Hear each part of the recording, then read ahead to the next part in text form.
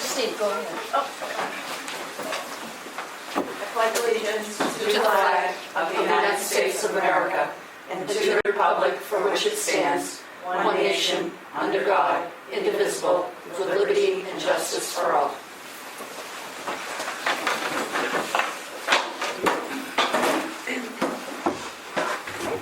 Opportunity for public comment. I have my timer set, 3 minutes. You're welcome to come up and let us know who you are, where you're from, what you'd like to tell us. Richard Belinsky, 89 Hall Road. I could take the whole meeting, but first one's just a suggestion. Your agenda and the paperwork attached to it, it'd be nice if it was on the library website so people can look at it ahead of time. Just a suggestion, because As far as I know, it was. is all right, because I didn't see it the last couple. Maybe you've changed it since then. If you have, thank you. Second one I want to talk about is your budget. I did a scan of the budget book that's given out to all departments when you're working on a new budget, and I found something that's a little disturbing. Your line item for books and periodicals is not even close to what you're budgeting. You know, if you go over a little bit, I understand that. 2022, we're over the appropriation by, I forgot to print it out because I was fixing my well pump today, but you were over the appropriation by, I believe it was 66%. 2023 year end, 100%. 2024, 60%. So those 3 years average 75% over what you appropriated and asked for in that line. The current year you're in, you're at like 96% already with 6 months to go. You have, I think it's 90,000 off the top of my head. And you got like $4,600 left in that account. So here's my question, and the information's being put together for me. Yes, it's a bottom line budget, but you still should size the line accordingly. You may be off a little bit because it's not an exact science. But when you're off 75% over 3 years and you're at 100% over burn rate for this year, that's a problem. That brings up the question, what lines did those overages get transferred into this account from? Because you're talking overages between 65, I think it is, and over $90,000 a year. It's not like you had to move $3,000 or $4,000. That can happen. So if you moved them from other line items and had enough over 3 definitely, to this year we'll see, because you're already at almost 100%, then those line items aren't being budgeted properly. It's just not. It's just simple math. You all got that booklet. I'm surprised nobody on the trustees or Aaron or anybody on the budget committee even noticed this. It's right there. Hits you right in the face. So that's something you really need to look at, and there needs to be some explanations. Unless, Aaron, you are aware of which lines the extra 60 to 90,000 each year got transferred from. Not off the top of my head. Okay. Justin's working on that. When he gets it, I'll let you know, but it may be a bit because of budget season. The other thing you may want to do, and this is another suggestion, I'm almost done. Okay. You guys, with this, I'll be back. You get a liaison from the town council that can help you with the lawyer thing that's being done incorrectly, because you should have your own line item because you wouldn't have the restrictions. Has anybody bothered to reach out to Ted Combs and say, why haven't you been here in a year? He really should be here. There needs to be communication back and forth. I looked, he hasn't been here since I've been coming, and I looked through the minutes of your meetings, and he's not mentioned as being here, so. I've never seen them once. Yeah, and that's an issue. Madam Chair, may I respond Donna. quickly? I just wanted to respond about the book line quickly. The book line has, since I've been here, and I've been here almost 10 years, has been a challenge every year with the budget committee to get us, continually add some to it. I will say, because whenever we try to add any money to it, it's a instant red flag that you're changing something and adding to the budget. Even though there's a long history of us overspending that line. Also, the reason why we're almost at 100% that actually it does happen every year because we ask for the money from the town in halves. So at the beginning of the fiscal year, we asked for the first half to be paid out. And then around December, I think this year was a little bit earlier, we asked for the second half. It's around the tax bills. So, yeah. But, well, I'll leave it at that because I think I know why it's over. I think you're at the end of the year putting in a big order to use up whatever's left over in your budget so it doesn't go back to the general fund and/or undesignated fund balance. I don't know if it goes to the general first and then the undesignated, but it would have to go back. Because you have mentioned that in one of your meetings that I sat here on. So there's a little more to this than's being said. Anyone else?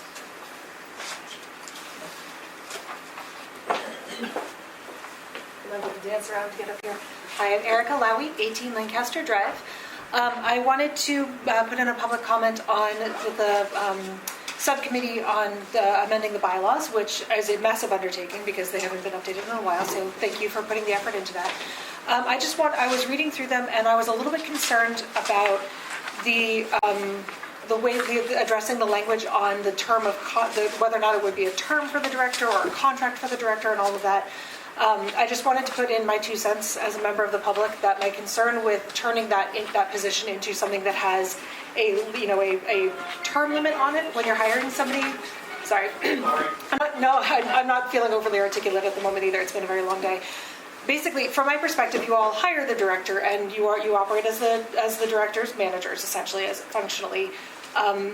I feel concerned about the idea of treating the directorship position as something that comes with a term limit. I much prefer the idea, for consistency's sake, for the well-being of the library as a whole, that when you all are hiring and managing somebody, you're hiring and managing them for the duration of it being a beneficial relationship between you and the director, the library, and the public. As a member of the public, I would prefer it not to turn into a term limit thing because I feel like that creates too many opportunities for chaos, where if you say it's a 3-year contract, we don't renew your contract, then we have to find somebody new every 3 years, which I think creates a lot of chaos for the library and prevents it from having some sort of a direction to go in.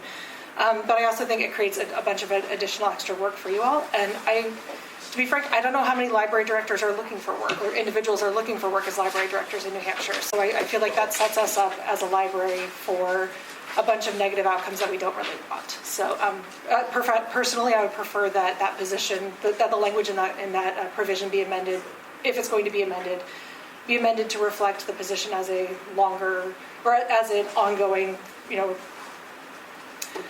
I have 2 master's degrees. I cannot think of words to save my life right now. Yes, that'd be for the duration of a working relationship and not for a specified period of time. Thank you for your patience with me tonight. Can I respond to that? There was original language in the bylaws that referenced the word term, so that's what we were going off of. Yeah, I saw that, and I saw that you were trying to address that from the perspective of what does term mean, and if we have a term that means blah, and like that.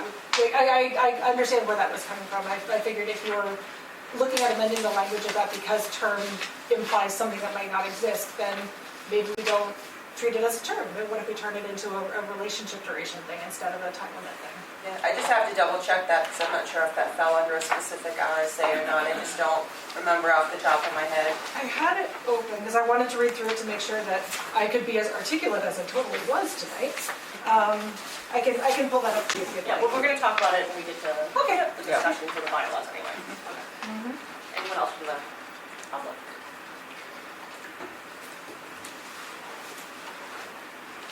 Hello, Beth Morocco. I feel like the last time we met as a community, I feel like there was some stuff that came up that didn't feel great. And so I was thinking, like, what could we do as a community to kind of, I don't know, like, create some kind of energy where we're drawing people into our library, because we're here because we love our library. And I was kind of like checking out books the other day, and I was like, what if we use, like, what if we had like all of the trustees, like, do like a group photo with their library cards, like, to be like, like the old Got Milk ads, get your card, and like reminding people, like, you want to be here. Like, this is the place where awesome stuff happens. So I was just thinking about, like, I've been here 24-ish years with a library card, and it makes me think, like, wow, like, collectively, how long have people been patronizing this space? And, like, what has happened in that amount of time? In 20-something years, this building and the services have really evolved. So I don't know, I was just thinking if we could, like, kind of, like, express that, like, if each trustee could, like, kind of speak to their experience here.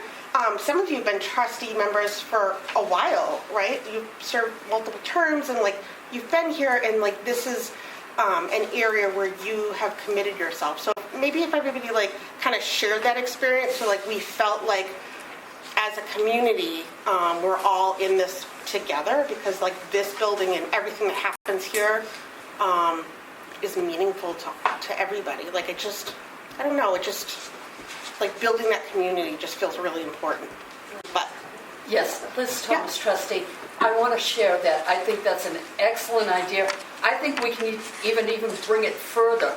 We have a wonderful cable company here, and they're really open to sharing things. What if we said, welcome in February to the library, and we talk and we interview the trustees, and we interview a couple of the people and walk them through the library. This is what's new. Make it a more warm. I think that the cable company would be willing to do that. I think that this would be really good. It would bring the library into people's homes. And so your idea is beautiful, and I just want to build on it. Thanks, Liz. This will tie into something that's coming under new business too later. So, anyone else? Hi, Jim Green, 22 Sugar Plum. One of the great communities here in Londonderry. I'm also chair of the Senior Resource Committee. Last night we had a presentation on the new master plan. One of the things that stuck out in my mind was that 20% of the seniors in this town are alone. Out of over 4,000 people, seniors, that means 800 people in town are alone. The library is one of the only institutions that regularly reaches out to them with services. I know books on tape are important to me. It makes chores a lot easier if I'm not thinking about the chores and thinking about the services. The museum passes, the library of things, and the programs for everybody. I just hope you know how valuable this resource is, and I think for the seniors how much we really appreciate it. Thank you. I'm sorry.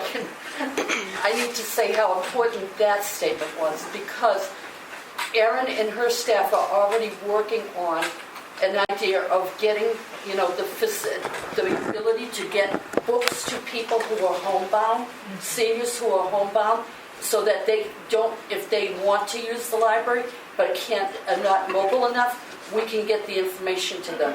And that's the type of organization that Erin's staff is committed to doing. And so we're earmarking seniors, absolutely. Erin, I don't want to destroy any relationships, but I love her, but she's such an important member of our Senior Resource Committee. It's just a fountain of great ideas. So, no, I appreciate it. thank you. I appreciate that. I'd like to step down and do a phone. Okay. Give us your address, Jan McLaughlin, 38 Rainbow Drive. I'm stepping down to be just a member of the public right now. So I just wanted to say that it's been a crazy few months, and it seems like there's been an awful lot of angst about various things with the library. We've heard some of that here in previous meetings. The library is such a peaceful place when you come here. that it would be nice if we carried that into the community. All of us, when we're coming, think about, being peaceful and think about the library helping us to be peaceful. And same thing when our kids are here. That's one of the things they learn is, they can't yell and scream and run around and act like hooligans because they have to be more quiet and it's a library. So I just want to encourage us all as citizens of Londonderry to remember that we are all citizens of Londonderry, and no matter how we view any particular issue, that we need to be peaceful and we need to be respectful to each other. And I just wanted to say that in regards to the library, because there are just so many things just kind of stirring around, and it's like, well, but things seem to be going so well. So that's it. Thank you.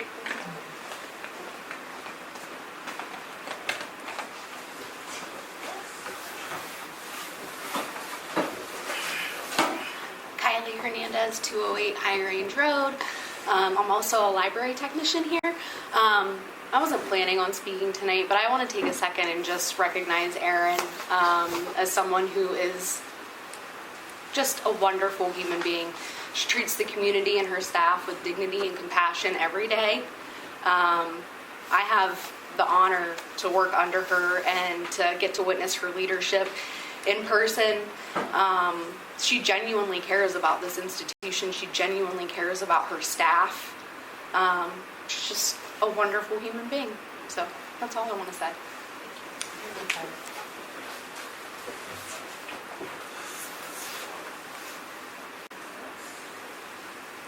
Okay.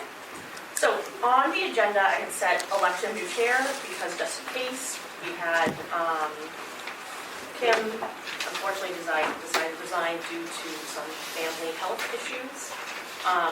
According to the bylaws, I guess I am technically the chair right away. We weren't quite sure the chain of command initially.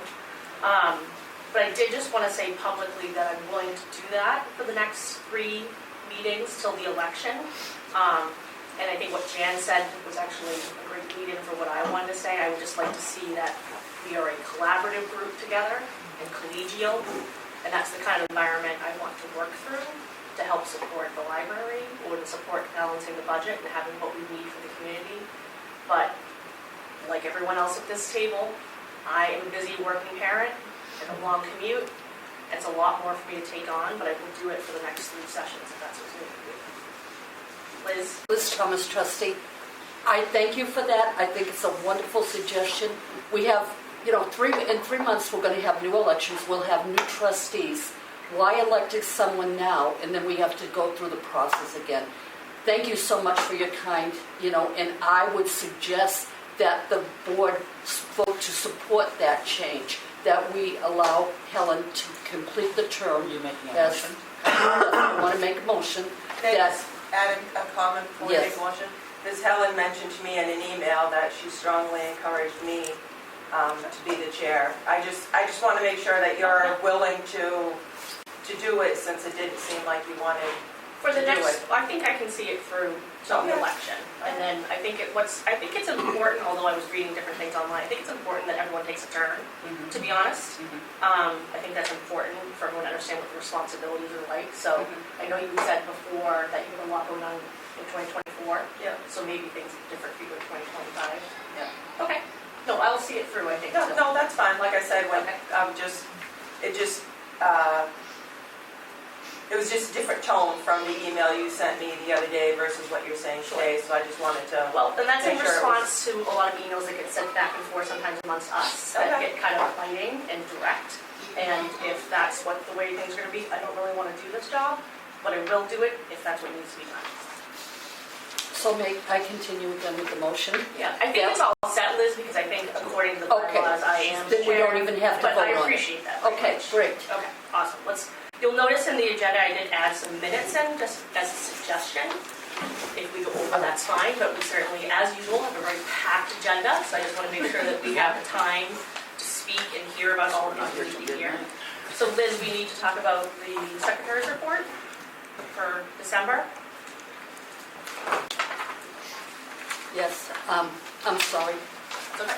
I have to tell you, I've been I've been ill in the last couple of weeks and been bound to the bed, so I really haven't, you transferred it to the transcriptor and she's forwarded them, but I have not been involved with it. And so, Jan McLaughlin, the treasurer, as the treasurer, one of the things I have to mention is that we got our first invoice for the transcription services of the person that you're talking about. So we have the first invoice to pay, and if we work this out to, the number of meetings, we're going to need to increase the amount of money that we are going to take out of the trustees fund to pay for it, because I don't think we'll have enough. But of the because we earmarked $1,000 out of our trustees account to pay for this, and I think it's going to require more than that. So just kind of an FYI, when we get close, let us know, and we can add additional funds to cover the cost. Wasn't that to the end of the year, though? I thought you approved it through the end of the year, I didn't think it carried over into Christine, 2025. just identify yourself. Oh, sorry, Christine Fitzgerald. It was the end of this fiscal year, but I don't think we're going to make it to the end of this fiscal Okay, year for I thought it was through the $1,000. calendar year, sorry. No, it's this fiscal year, because that's really all we can control is the calendar year. But the fiscal year. I'm sorry. But this was for an invoice of $217,000. Oh my gosh! Everybody's having trouble tonight. Maybe it's in the air. It's contagious. So it's $217.99. And that was for November and December's meetings. So that's 2 meetings worth. So I just wanted to let you know before I write the check that has happened. So that's kind of the adds on to our thing. Donna. Donna Plant, Assistant Director. I just had some revisions to the December 6th minutes. I don't know if we're The November. ready. November 6th? So, sorry, December 4th. But I also wanted to note that what also should have been on the agenda was the November Oh, we didn't say that. minutes. So I have revisions for that too. So either way, I guess they'd have to be, they can be revised and brought to the next meeting since it wasn't I on the wasn't at the agenda. last meeting, so there were some questions about some things within the minutes from the November Yeah. 6 minutes. Yep. Okay. So is it okay if I do both? Or you want me to do one before the other? I'm fine with these. Okay. So since we're talking about, since you're going to vote on December 4th, I will cover those first. So on line 42, on page 1, I wanted to note that it was not Laura Reinhold speaking, it was Anna, spelled A-N-A. Line 47 on page 2, I think the member of the public's name that couldn't be caught on the audio, but I did write it down, it was Maria Barud.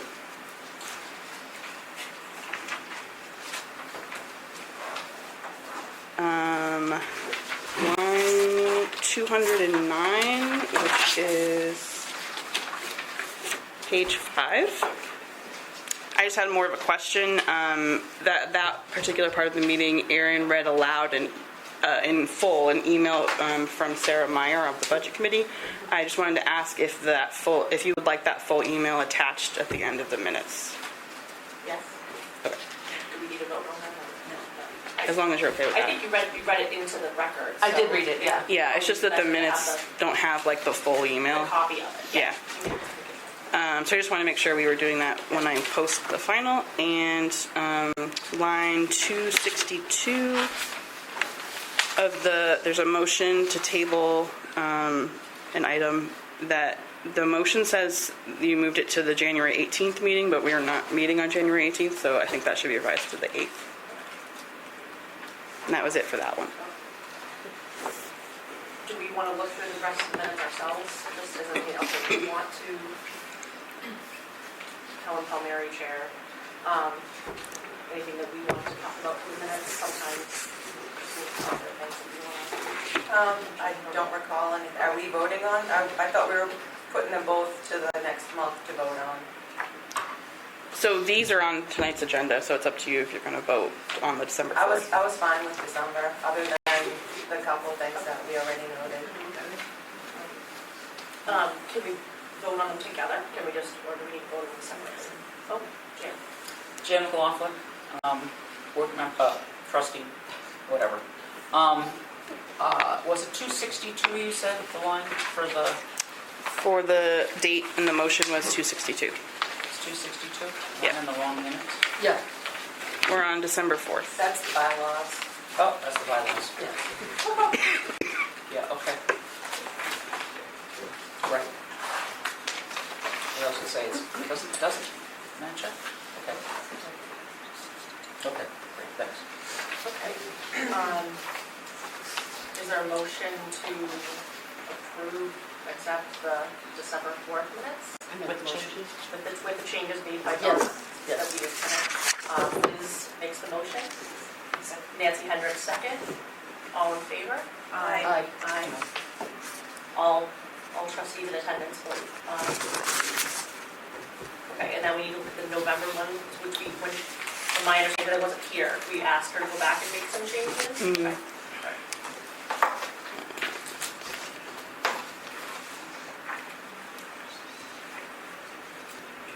So November will be approved in February. Correct? Donna? Donna Plant, Assistant Director. So I have some revisions, but I know that I don't think you want to vote on something that's not on the agenda. So I can give you the revisions that I'm suggesting so that you could have an updated one first. So I think Erin, you had a note about these ones too, but I'll go over mine. I had line 180. Trying to find out what page that is.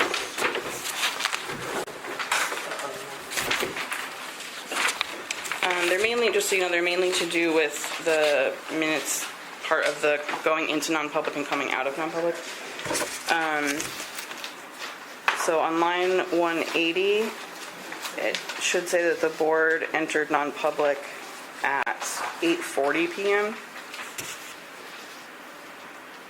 At what time? I just want to note that I did take minutes, like brief minutes that Beth wouldn't have had access to, so that's why. 8:40 p.m. The next line, 181, the board returned to the public meeting at 8:47 p.m. What line did you say? Just sorry. 181. Oh, okay. Eight, what was it? Returned to public at 8:47. I just wanted to try it right now. And then it's missing the motion that was made to seal the minutes. So in the area of the 182 line, it needs to be added that a motion was made by Nancy Hendricks. I don't recall a motion being made to. It's on the recording. It Is was. it really? I Remember that? Yeah, we both listened to it to make sure. Yeah. And Are you trying to say it on speak loud? I didn't hear it. It was seconded by Liz Thomas, and it carried unanimously. There was a roll call vote. And then I had changes to the adjournment on line 185. That motion was made by Helen. It was seconded by Nancy. And the motion carried unanimously. And then line 187, the meeting was adjourned at 8:48 p.m.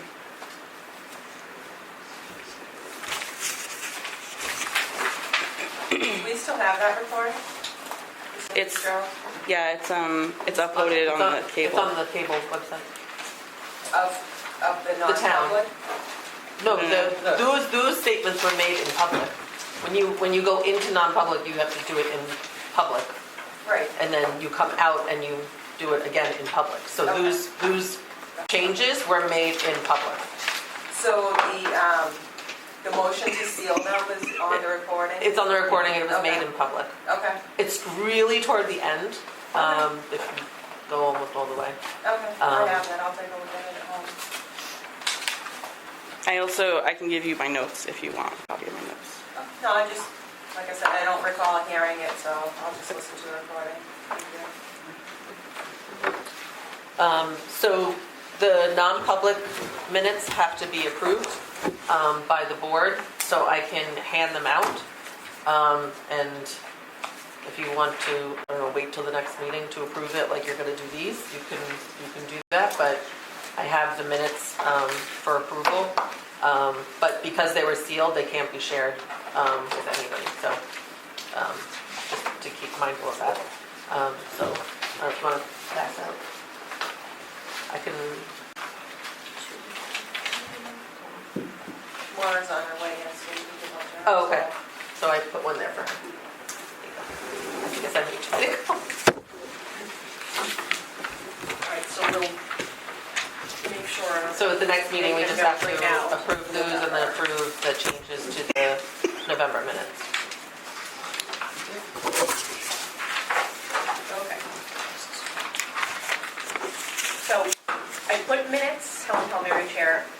No rush, you guys, I just was trying to think about how much time. Oh, no, yeah, totally you need, understand. So if you want to be selective of the things you share. Yep. Just so we can keep things moving, but we can have Aaron's director report. Okay. So a couple of things, I'll just kind of skim it and kind of point out the major things. We did have a leak in the front entrance, which has been kind of a troublesome spot. I've been working with Dave on that. E&E did follow up and did fix it. So I think we're okay there. It seems to happen when there's heavy rain and then wind combined with that. So, so far so good. We've been good since then. We had our gutters cleaned out, another broken toilet handle. I think that's the final toilet, hopefully. And then we've just had some building temp issues with the wind coming up on the side. So we've been working with E&E on making those adjustments. So I know it's just unusually cold. So I'm not terribly concerned, but we'll keep an eye on it. One thing I just wanted to point out, we started in November, and this went through the end of December. And this speaks to, I know fundraising has come up as a sticking point, so this speaks to that.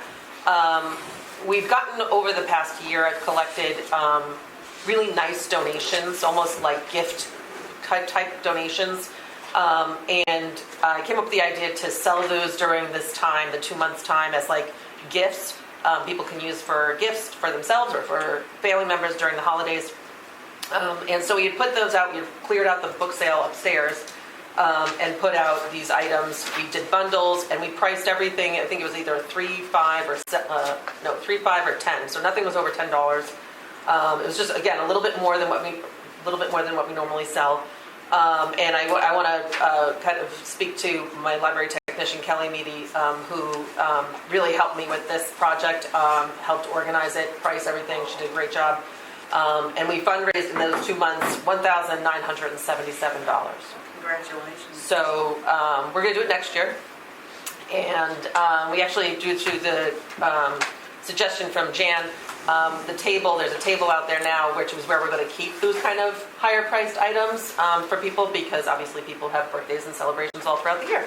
So they may be able to be used for that, or they can just buy their own for themselves. So that was a great success, and I'm excited to do it next year. And they're we've already started collecting for next year, so so that's exciting. I'm just going to go ahead, because that's all the press releases. Just obviously some trainings. One thing I wanted to point out is that I was asked by a member of the New England Library Association to be a mentor to the Derry Public Library Director, Kathleen Kenny. She's new as a director and new as a director in New Hampshire. She also came from Mass, as I did. So I met with her and I already connect with her anyways, but I certainly gave her the option to reach out to me if she has any questions or needs help on anything. I'm happy to help, as in anyone in our New Hampshire director circle. So that was good. And that's all. I just wanted to again point out that I've added to the bottom of my report, because it's only the second month that I've done it, is the items that are included in the packet, just in case people are looking for something specific. It might be an easy go-to location to see if it was in the packet. So, does anybody have any questions about my report? Yes? Just kind of along the lines of what you were saying about the fundraising, I was thinking about it today, I forget. I'm sorting through things, putting away Christmas stuff and getting out things for Valentine's and for Easter. And said, gee, it would be great maybe if we had a couple of baskets that we could raffle, for a boy and a girl for Easter baskets, or, take chances, or, I don't know, something. And so I thought I would at least bring up that as a suggestion. I'd be happy to donate, stuff for the basket, or donate the baskets for the things to go in. I was thinking with books and things that go along with books, so that, maybe it would be something that people would like to donate. And if they, if we only had a couple of baskets, it wouldn't be a big deal. It would only be 2 things or whatever. But that it might be kind of fun to have a couple of baskets to. Do you want me to, sorry, Erin, I didn't say my name. Erin Matlin, Library Director, do you want me to suggest that to the Friends, if that's something that they would be interested in putting together? Right. And I think that'd be fine. And Okay. I'd be happy to work with them to come up with the, stuff, or help with stuff or whatever. Okay. They have, Erin Matlin, Library Director, they have a meeting next Monday, so I can certainly bring that up to them. Thank you for that suggestion. Okay, Donna? Donna Plant, Assistant Director. We have just barely gotten back into ordering. Our EDI ordering, which is Electronic Data Interchange, now allows us to place orders for most of our vendors directly through our new system, which is great, but it took a lot of setup. And I do expect to set up at least one more vendor, if not 2. In the near future, but we focus first on our major ones. So we are kind of bracing ourselves for a large arrival of materials shortly. And I also wanted to note that something I'm actually very concerned about is that along with the things that we're normally ordering, we are also going to be ordering replacements for all the materials that were damaged in the flooding. And my concern there is with the staff time and the storage space to manage that. The insurance funds are paying for the physical material, but they are not paying for the staff time it takes to process them and get them back on the shelf. And we have a time limit in terms of when we need to have that money spent by. So we kind of have to get them in here. So even if we stored them somewhere in the meantime while we're getting through processing them, that's an option, but I just don't know what that would look like at this point. So I just wanted to make you aware of that. That will be going on behind the scenes. I also wanted to share that it's recently come up, a lot of GMILC's libraries, including us, are reporting really significant delays in receiving the brand new releases from our major vendors. There's a couple of factors. One is the publishers. I guess the bookstores are also having issues. So we're not the only ones, but there's also the added processing time, because a lot of us get stuff processed with our vendors. So we're seeing anywhere from 1 to 6 weeks after the release date, which obviously we hear from patrons like, where is it? Why isn't it here yet? Why haven't I gotten it yet? So I just wanted to share that. That's kind of a common thing that's happening with everybody right now. We did not have a department head meeting in December. However, I just wanted to make you aware of things that they're working on. Our spring programming has been scheduled. They are looking at summer programming at this point, even though it doesn't feel like summer right now. We are in full summer swing. We are also working on compiling our end-of-year stats, have been already, to prepare to submit to the town's annual report. And I also wanted to make you aware of 2 supervisor changes that became effective on January 1st. We gave you an updated org chart. 2 of our staff just moved to different supervisors. A reminder that the system will be down for an upgrade on January 30th. We will plan to use the offline module that day. So there's be limited services again. We actually hope that it won't take the whole day, but we will, for planning purposes, we will plan the whole day. And I also wanted to share, because we had talked about this several months ago at this point, that we did actually follow through on our limited time museum pass idea. So there will be a limited time museum pass only available for this calendar year. And as soon as it arrives in the mail, we'll be announcing that and adding it to our online system. That's it for me. Christine, what's your open question? I'm sorry, I didn't catch what you said about the org chart. There were Sure. 2 supervisors that what? So there are 2 staff members that have already been here that they changed to a different supervisor, like Okay. direct So supervisor. the same position, just... Yep. Yep. Shuffle. Sorry. Yeah, Erin, is there anything from the head department head report? I mean, nothing like too crazy, I think. I mean, there's some great stats in there. Megan's done a great job of using the new statistical software that came with GMILKs, and she's gathering some more stuff. She'll have some great stuff, I think, as time goes on. But you can see the increase of our circulation has been fantastic. And then obviously our visitors, we've increased in visitors as well. Just some great stuff. And then our head of reference, Matt, gave a summary as well of his department, and just busy. busy. And children's too. Sorry. Didn't mean to leave out children. Liz? Liz Thomas, trustee. Donna, I just want to make sure that your staff, when people are requesting, items to be ordered, that you're giving them a wide leadway and telling them it may take a while, but you're going to get them to them as soon as possible. Just express that to the clientele, because if you're telling them 6 weeks, they shouldn't be coming back to you in 3 weeks and saying where is the item. So that will relieve some of your traffic with, discussing, the things that they're waiting for. Jan? Jan McLaughlin, trustee. I had a question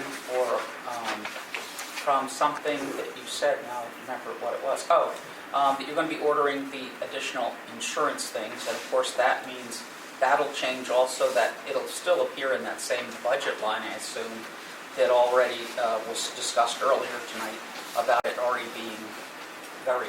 No, so that money was put aside for are you talking about the flood books? Yes. So that money was put aside already. That's not reflective in our budget. Okay, so it won't come in. It's not going to be It won't come affected. in underneath one of the categories. Okay. Yeah.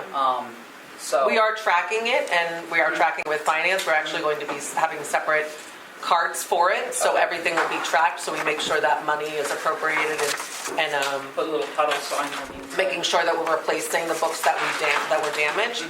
So it'll be a separate. Okay. All that information will be separate, so it does not affect our current book Great. line.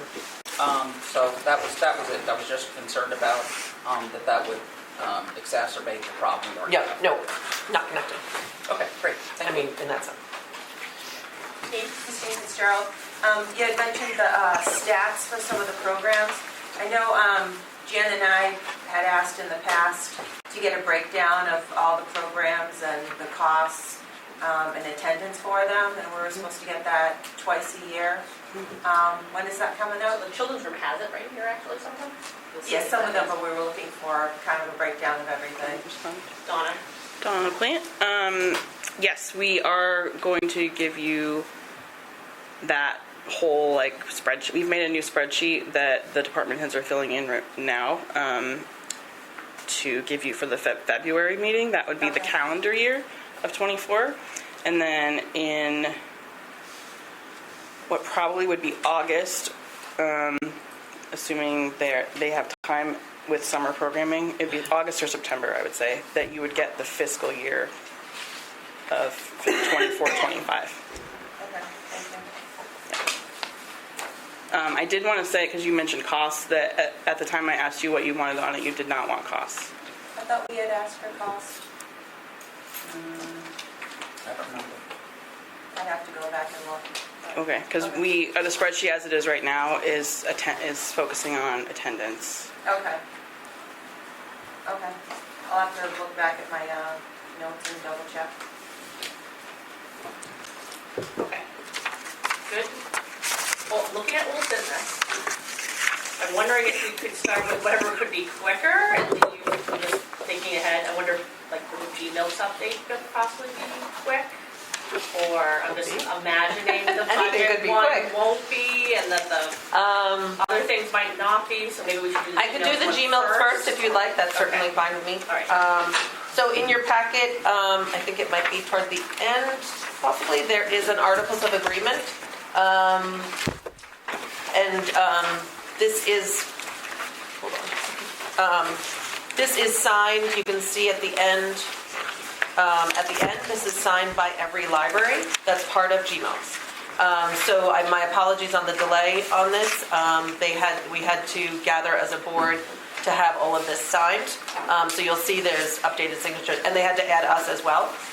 So this is part of our Articles of Agreement, or part of our contract, you could say, with GMILKs. I did look it over in my experience with consortiums in my past library directorship. This all looks pretty normal. I don't see any concerns on my end. So, I mean, certainly you can look it over. I'll take questions at another time, or if any concerns, certainly. But that was just the update on GMILKs. And Donna mentioned, again, the downtime that we'll have at the end of the month. So, any questions on that? Do you want me to just continue to go forward, or? So, we're forward backwards, I don't know. Well, we do have to vote on the budget. Yes, no, I know, So I meant, yeah, oh, yeah, no, Okay. okay. So we want to do budget, because we need to take that. That's totally fine with me. Let's do it. Okay. So at the December 16th meeting for the town meeting and budget workshop, I did attend. The town council did ask Justin, our finance director, to cut $100,000 from the proposed budget, and this would be for every department, from my understanding. So he has asked me to, he told me to, he wanted departments to go back to him with a number that they were comfortable with. So I am coming to you as a request from him to go back to him, we'll dance, with a number that the trustees are comfortable with cutting. I don't know, I'm not gonna, I don't know, oh, he's at $90,000, so we should cut 10 or whatever. I don't know that. So I did come up with my suggestive cuts, or my recommendations to the board. Certainly the board can decide what they would like to do. These are just my recommendations. And I also included in your packet an email that was from Justin, dated to yesterday, that explains our vacation cash out decisions. So the board can vote on that to come out of the budget, our FY26 budget, which is $6,199. And then I have some other recommended cuts that would bring us to 10,000 total. So I feel comfortable sharing this with you if you are ready to have me do that. Jan? Jan McLaughlin. I would like us to quickly discuss it before we get your Sure. numbers, if you don't mind. Absolutely. No, this is the board's My decision. concern is that last year, we seem to have been the only department that was asked to cut.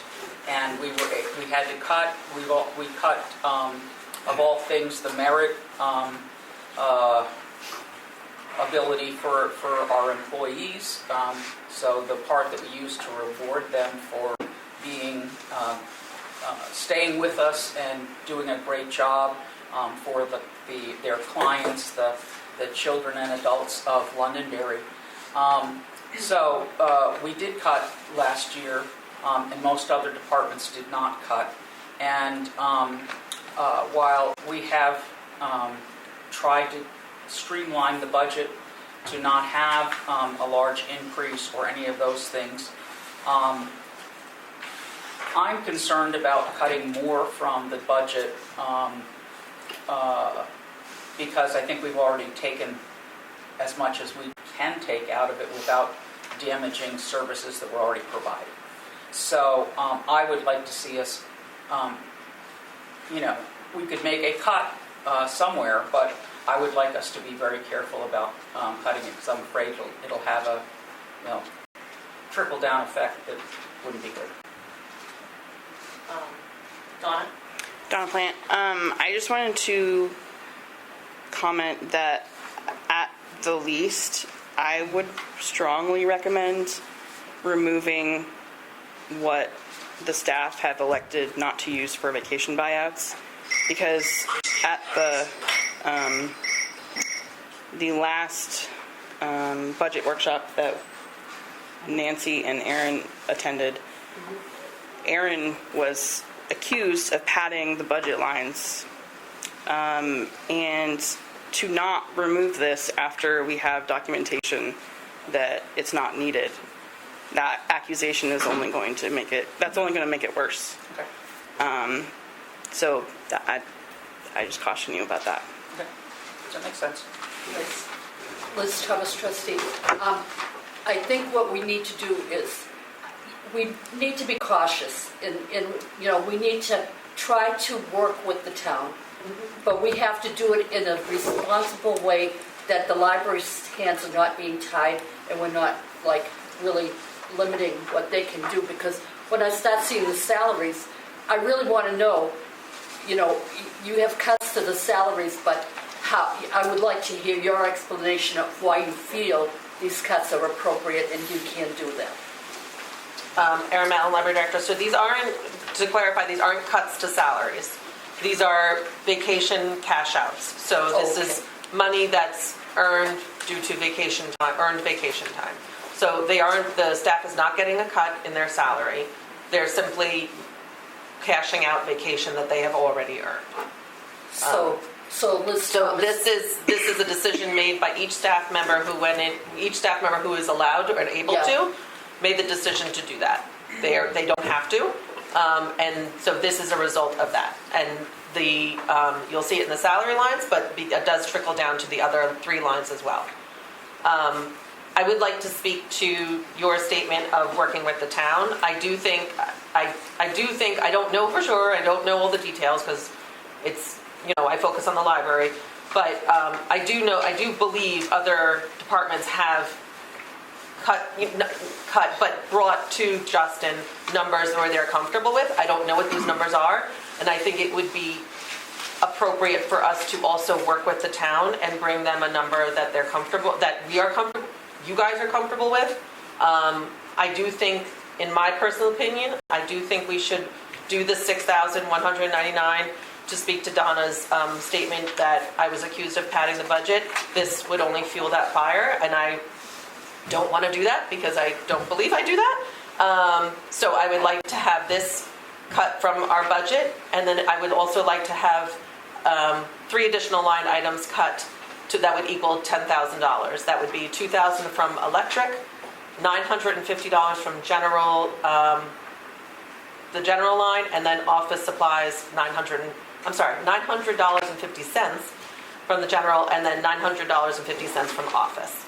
That would bring it to a total of $10,000, which I feel is a.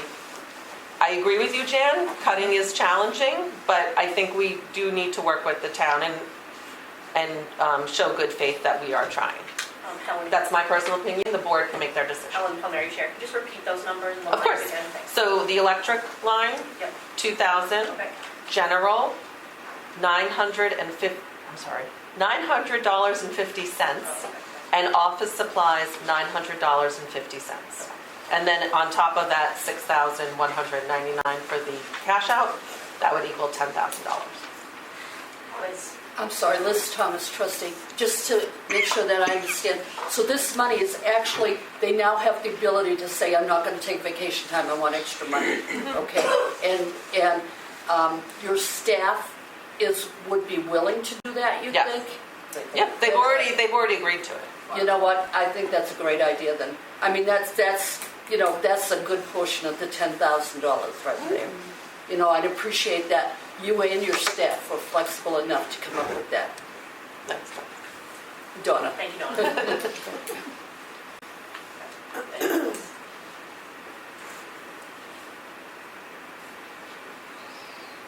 Jan? I'd like to make a motion then to make the cuts recommended by Aaron. A total of $10,000, the 6199, that was the negotiated decrease due to vacation buyout, and the $2,000 in the electric, and the $900.50 from both the general and the office lines for the 2026 budget. So the FY 2026 budget. So I'd like to make that motion. I'd like to second it. Any other discussion about that? Okay. Okay, so I will, Aaron Metlin, Library Director. I'm sorry. Oh, sorry. All in favor? Aye. Aye. Aye. Any opposed or abstentions? Okay, so everyone voted yes? So I will bring that, your recommended cut to Justin and let him know, and also be at the next town budget workshop meeting to answer any questions regarding What's that. the date of that again? The next, is it February 8th? No, February 8th is deliberative. February 2nd is deliberative. It is Monday, January 28th. Oh, Martin Luther King Day. I'm sorry, 20th. Monday, January Monday, 20th. January 20th. January 28th? 20th. 20th. 20. Okay, and that's something that you would like the support of any board member? I would always ask for the support of the trustees. Okay, January 20th. Is that at night? That's a nighttime meeting? Yep, 7 o'clock. Thank you. Thank you to the board. Okay. Ellen? Yes, Jan. Jan McLaughlin. It reminds me now that we've discussed Martin Luther King Day. Is there any possibility that there might be some staff that would consider doing some of the extra hours on that day to do, assuming that some of the books come in, would they consider doing that during that time period so that it would happen sooner, or just a thought? Donna? Don Plant. So with part-time staff, they have a set number of hours they can Okay. work. So if they came in on they earn holiday time that day. Okay. If they came in on the holiday, it would mean pulling those hours from somewhere else in the week. For salaried staff, you could offer it as an option if you wanted to. The only challenge Aaron Metlin, Library Director, the only challenge I have for that is like for checking in books, if that's what you're speaking to. If those books trigger any holds for the patron, they're going to assume that they can come in that day and pick them up. Well, Is that what you're asking for? Well, we were talking about the books that that were being ordered for the fire. Oh, I'm sorry. My apologies. There was going to be some processing time that wasn't being paid for by the actual insurance to actually get them into the system. Yeah. And that perhaps if they come in on time enough, that perhaps that time period might be a block of time that could be done without impacting customers coming in and having regular. Aaron Metlin, Library hours. Director, I don't think we will have them in at that time. Okay. It's Just a 2 weeks suggestion. away, but certainly something we can take a look at if they do start coming in. Thank you, Jan. All right, shall we do purchasing policy?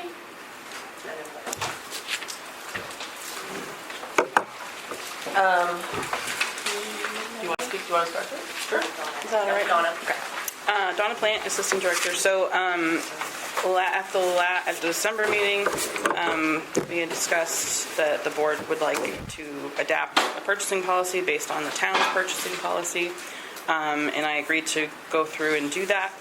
And I did, Christine, I know you asked a follow-up on like looking for the seeing the changes too, so I included my notes Yep, I for saw everybody. Yep. So you could hopefully track exactly what was changed. I do have 2 more major things that I think the board needs to decide on after adapting it. The biggest being the, let's see, what's this section called?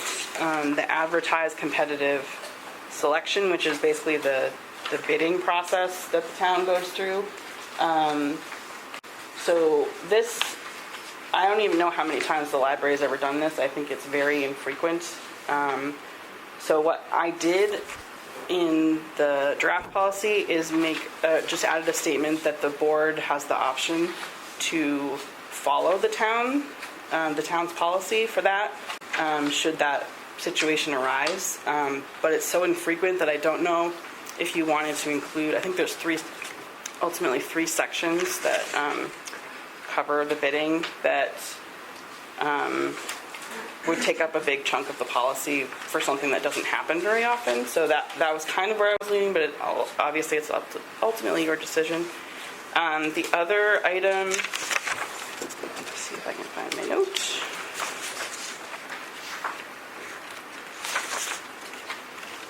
And I did note those sections on my note copy too, so you could see which ones were removed as a result of that.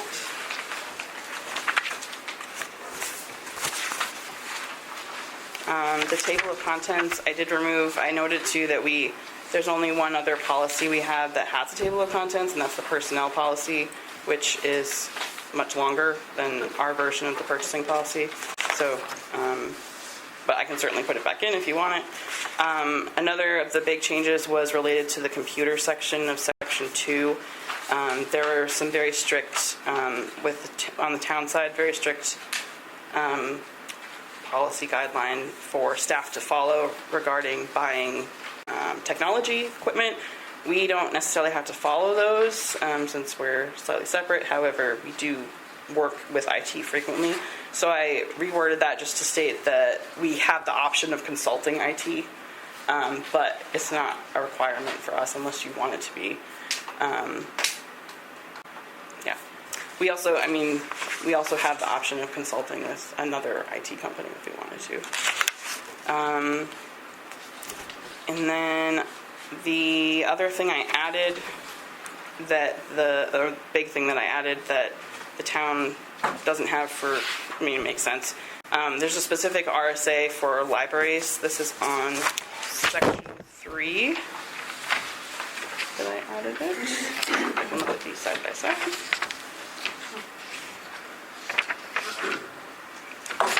The purchasing authority. The very last paragraph, it refers to RSA 202A11. This is to specifically state that the board expends all monies appropriated by the town for the library. I think this is a good opportunity since there's so much confusion with the two accounts the trustees oversee.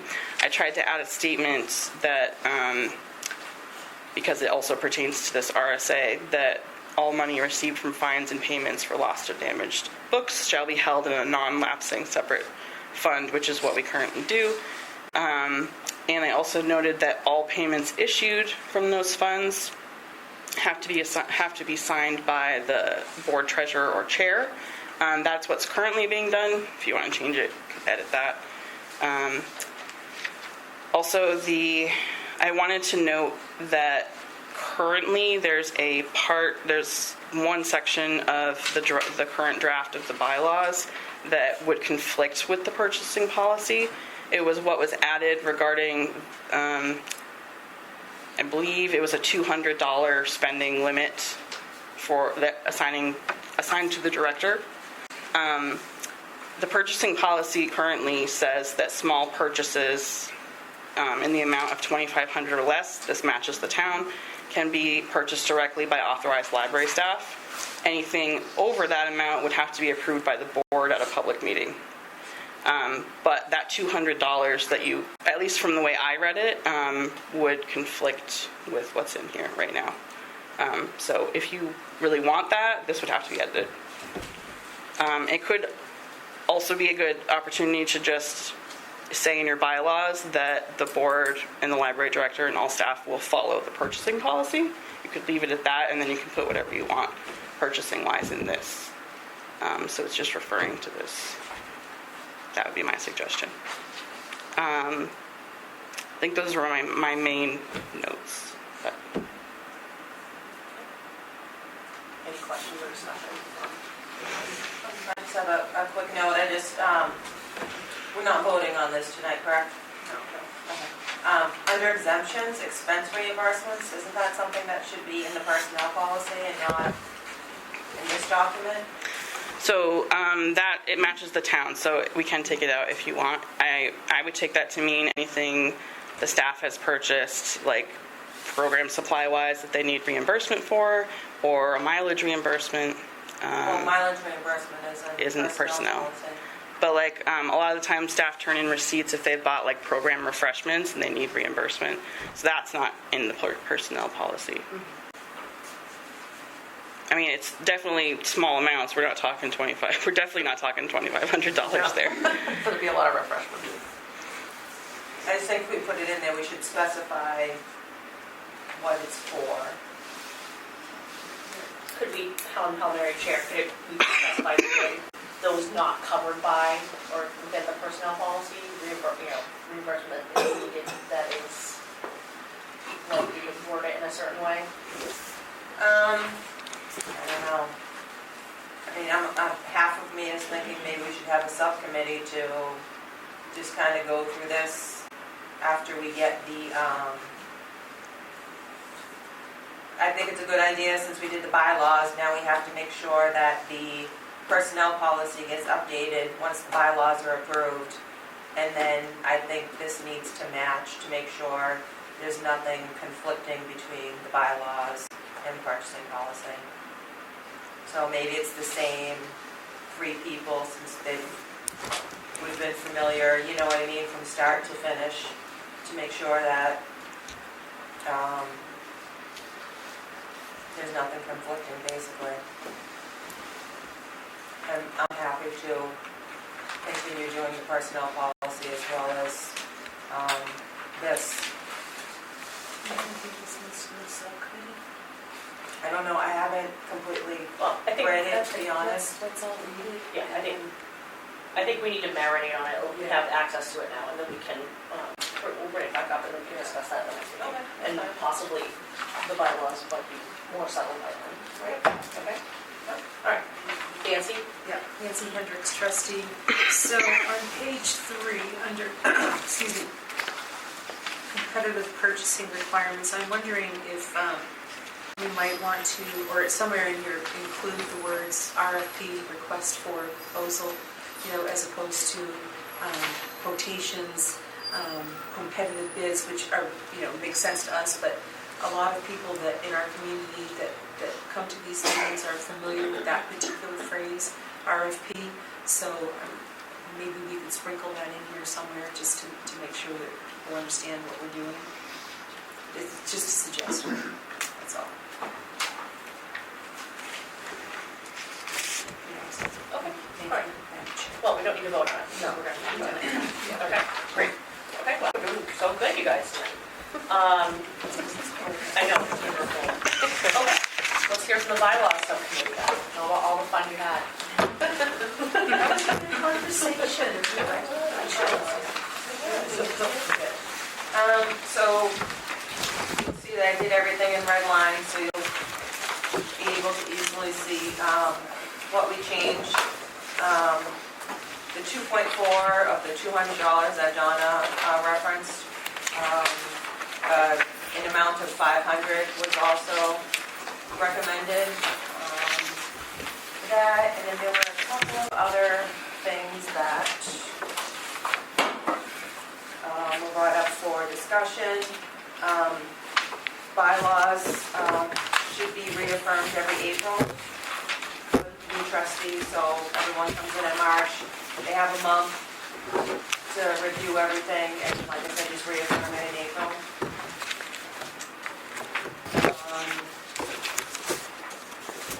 And then there was discussion if Erin had to leave for whatever emergency, crisis management, chain of command, if Donna would fill her spot, then who would fill Donna's spot. Again, there's something to think about. Discussion was also made about getting financials to show what the library pays versus what the town pays, if that's something that Erin could get with Justin on, just so we can have a breakdown. Can you of tell me that. what page you're on? There is no page on that, it was just a discussion. Oh, so what does that mean, financial? Erin Matlin, Library Director. Christine Fitzgerald, just so we can see what the town pays versus what the library pays, like if there were charges for the attorney, the town pays the attorney fees. Okay. So we would see that gets paid from the town versus what our actual charges are, like what we pay out.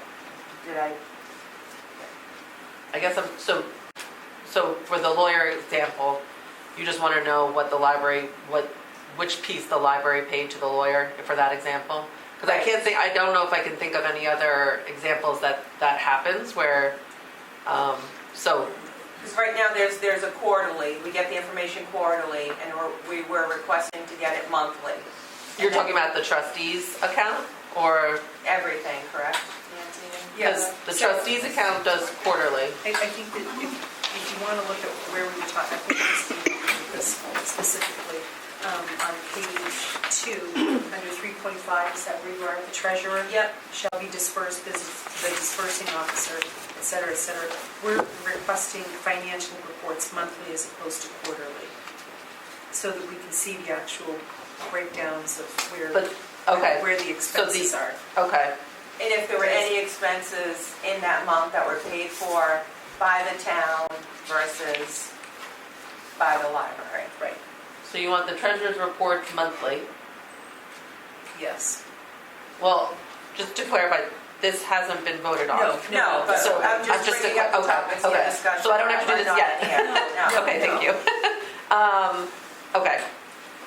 I mean, okay. And then for DUND, No, that's okay. I had a note to ask for more clarification on that. So the treasurer's report that you receive quarterly is your accounts. And then you're also getting the budget performance report monthly, which is the town expenses. That's where I'm confused. And I don't know if you're asking for more of a breakdown on every line, like what's spent in the town accounts I think we monthly? are, because we just want to know where the library is spending its money. I mean, we're the trustees, we're responsible for the money. So we just want to know line items, where we're expending money. So that would be more like a transaction report for every budget line. That's a lot. So just to be aware, we have no problem providing that because obviously we have to provide that. But that's a lot of paper if everybody's getting a copy of that, and it's a lot of stuff to look at. So I'm happy to provide it, but you're talking.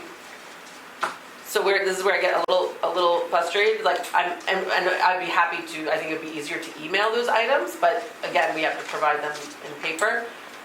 Every time we have to print more for these packets, that's money again out of our budget. The paper, the toner, all things. So just be mindful of that when you're asking for all these transaction reports of every single piece of paper. That's a lot. I'm happy to provide it, but understand there's a consequence for on the other end. I mean, I can't read, for example, this. Like, I would literally need a magnifying glass. So that's from I don't do that. That's from the budget book. That is something that I do not create. I'm happy to retype these things in a document that's more legible. No, that's perfectly fine. Something like this can be emailed, just so we can kind of blow it up to look at it. I'm happy to email that. That's not something I create. So this is something I print off of the budget for you guys every month. The budget performance report. When you say a lot of paper, how much paper are you talking? Well, if you're talking about every line item and every transaction, that's a lot. That's what I guess I'm confused with maybe what you're asking. Nancy Hendricks, trustee. I don't need to see a line item. Okay. But monthly, I'd like to see what's our electric bill. If someone were to walk up to me in the grocery store right now and say, "Oh, geez, my electric bill went up. How much is your electric bill at the library?" I have no clue. Then maybe I'm misunderstanding what the ask was. So that's what I think that's what we would like to see. Okay. What we're spending on electricity, what we're spending on. And you want that every month? Monthly, Am I, Yeah. is So- that what we talked about? Yes, monthly would be good. We gotta know where we're spending the money. And I'm totally on board with that. I just was confused at how what you're Okay, asking. does My that- apologies. Does that make sense? So- And I can't speak for anybody else. I don't have to have it, you know, I don't have to have a piece of paper. Quite frankly, I'd like less paper. I would be very happy with you emailing that to me. That would be fine. And then, of course, we would have a document available for the public. That would be fine. But I would just like to know where we're spending the money, spending the taxpayers' money. And so, Erin Matlin, Library Director, so to clarify, you're talking about line items like anything out of the salary area, is that I correct? like to see salaries every month. Okay. Well, that's, I just want to clarify the expectation on my end. Salaries don't change. but- Yeah, I just want to clarify the expectation on my end. I'm happy to do whatever you guys want me to do, and I'll do it. And if it's adjustments need to be made where I'm not doing it correctly, please let me How know. much are we spending on the fire panel? I have no idea. How much are we spending on, you know, gas every month? I don't know. Okay. So Yeah. these are things, I think, this is what we talked about. We just want to know where the money's going. Okay, That's all. yeah, absolutely. Okay, Yeah, I had a misunderstanding. okay, that's what- great. It's cold. Donna? So that would be a transaction report, just so you know. Oh, That- sorry. But that also, it doesn't answer my question about the book account and the trustees account. Are you looking for that report to be done monthly as well? Yes. Okay. I am going to point out that most of that work is done by a staff member who is, her title is not a bookkeeper, but she does the bookkeeping work. And so the majority of that is given to Jan as like a double check, but she is doing that work. So if you are asking for that monthly, that is more staff time. It's not, yeah, it's more staff time. So if that's what you want, we'll do it. Out of the trust fund accounts every month, too. It's not the trust fund account. No, It's it's, the book account, Book- oh, which book comes out account. of your account. Okay. It's the trustees account. But, Jim So- McLaughlin, there must be a way that we could total it up without it being a ledger to say, you know, this is how much was ordered this month out of the book account or something, so that there's a measurement, so we know how much we used that month. But there is also, for the book line, that'll change each month as well. So, because, no, but they give it to us twice a year, so that's going to be different. Never mind. Because they give us the money ahead of time, Yeah. and then we put that in And the it comes account, out of spend it the down. trustees account. Donna? so my suggestion there, we do have like bookkeeping software we use separate from New World, which is the town's bookkeeping. That would mean her running a report for the month. So it wouldn't look like the treasurer's report that's quarterly that you vote on. It would be a report run from the bookkeeping software. And then I would suggest, if you want to see what's being spent in the board's account, that is the board's bank statement, which Jan, you would be sharing because you get that every month. That would be my suggestion. Yeah. That would be fine.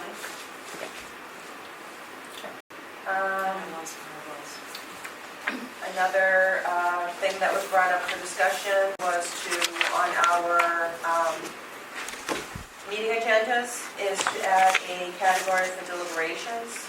And everything that will be voted on should be put under deliberations. So the board knows we are voting on these items this month, as well as the public will know on that as well. So, okay. And the last thing was that every trustee, if they don't have a library card, Nancy recommended providing them a library card. But then it was brought up that, well, number one, it was brought up that it can't be put in the bylaws because it's not actually a law. That if it's private information, you shouldn't, and that person does not want to share whether or not they have a card, you shouldn't be forcing them to share that information. And I think that was... And the cost. Yeah, and the cost. Well, there's no cost for a library card. You live in London. I'm telling you right now, I paid for my library card. Well, I'm gonna find Well, it 3 how years many worth, I guess. ago. This year? No, Recently? it was a long time. Okay, all right, I'm Well, sorry. there's no cost to a library. If you live in Londonderry, you get that library card for free. But isn't there a cost for GMOX though, for having like the card or whatever? You can use your Londonderry library card at Derry, at Salem. No, I know, but I thought there was a charge for issuing them. That was, when we brought up about, do we want to give cards to like the bus drivers and everything Oh, that's because else? those are most likely non-residents. Is it maybe that's what you're thinking of? Because they're, So there's a charge for non-residents and Non-residents. residents, and Right. it doesn't matter. if you're a non-resident, you would have to pay for a card here. But now that we're part of the consortium, we have a lot of non-residents that can use their cards from other communities here. Okay. So, yeah, but if you live in like, let's say you live in Maine half the year and you live here half the year, oh no, you live in, that's not a good example. I can't think of one now that we're part of the consortium. You live in But Litchfield. If you live in Litchfield and you want to use our library, you would have to pay for the card Okay. because you're a non-resident. Well, I was a resident just for the record. Nancy was very upset. I apologize for the You past. weren't here, it's okay. But you would so- not have to pay for a card under my watch. So I did add in my copy here under section 1 regular meetings, just, you know, what we'll go over on the agenda to add deliberations there. And the rest of everything was, like I said, just brought up to be discussion topics, just something to think about as you're going through and reading the bylaws. I think that was it. Okay, great, this is a lot of work, guys, thank you, we appreciate you doing all that. Donna? Oh, sorry, I was gonna say that I'll recommend that the three of us who did this go through the personnel policy and just kind of match it up after it's been voted on and approved. Yeah. Donna? Donna Plant, I just wanted to ask if you're wanting, I have a long list of like feedback questions. Do you want to go over that tonight? Do you want me to save it? What are you We're not looking to gonna do vote on tonight? this tonight, Helen Palmieri, so I'm just looking at the agenda, is it okay if we wait for Donna's comments till next time, so we can keep things moving? Donna, with that? Can I ask, are you, the three of you, planning to meet again before the February meeting? I didn't have anything set. I think we're at this point just waiting for feedback from Okay. the board. Okay. So if you prefer, I could write it up and send it in an email. That's fine. Okay. Yeah, if you can just send it to the three of us, please. Okay. Thanks. Okay.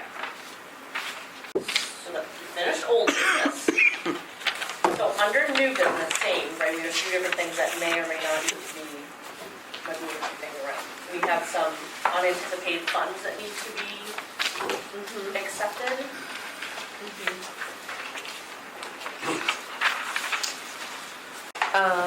Erin Matlin, Library Director.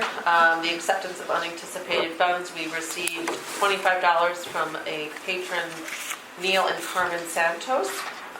We received $250 from Cross Farms Book Club. And we received $810 from a patron, Margaret Wang. She wanted me to share that she loves the new library system. So those are the three unanticipated funds that we received this past month. So I need someone to make a motion to accept those. We always get mixed. Nancy loves to read these RSAs, that's her favorite thing to do. A lot. We can accept them all in one at I think once, we right? can, Right? yeah. Madam Chair, I would make a motion that we accept the unanticipated funds under RSA 202-A:4-C and RSA 202-A:4-D. Second by Christine Fitzgerald. All in favor? Aye. All trustees. Okay.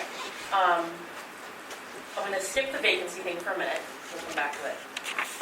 Trustees had been supporting our library events. That was me, and that was something I wanted to bring up last time if I hadn't been sick. So I was thinking, as opposed a little bit to what Liz was saying, kind of towards the beginning of today, in response to something from the audience, that it would be good for us as a group to commit to attending some library programming and reporting back on it to the group. I know that the school board in my town where I work does that. I don't know if the school board did that ever. And I think it would be good, since we are asking questions about the programs, about the attendance, about the money, about what it looks like, to put real faces and real feelings to what these events are. So my son and I actually attended the noontime countdown on New Year's Eve.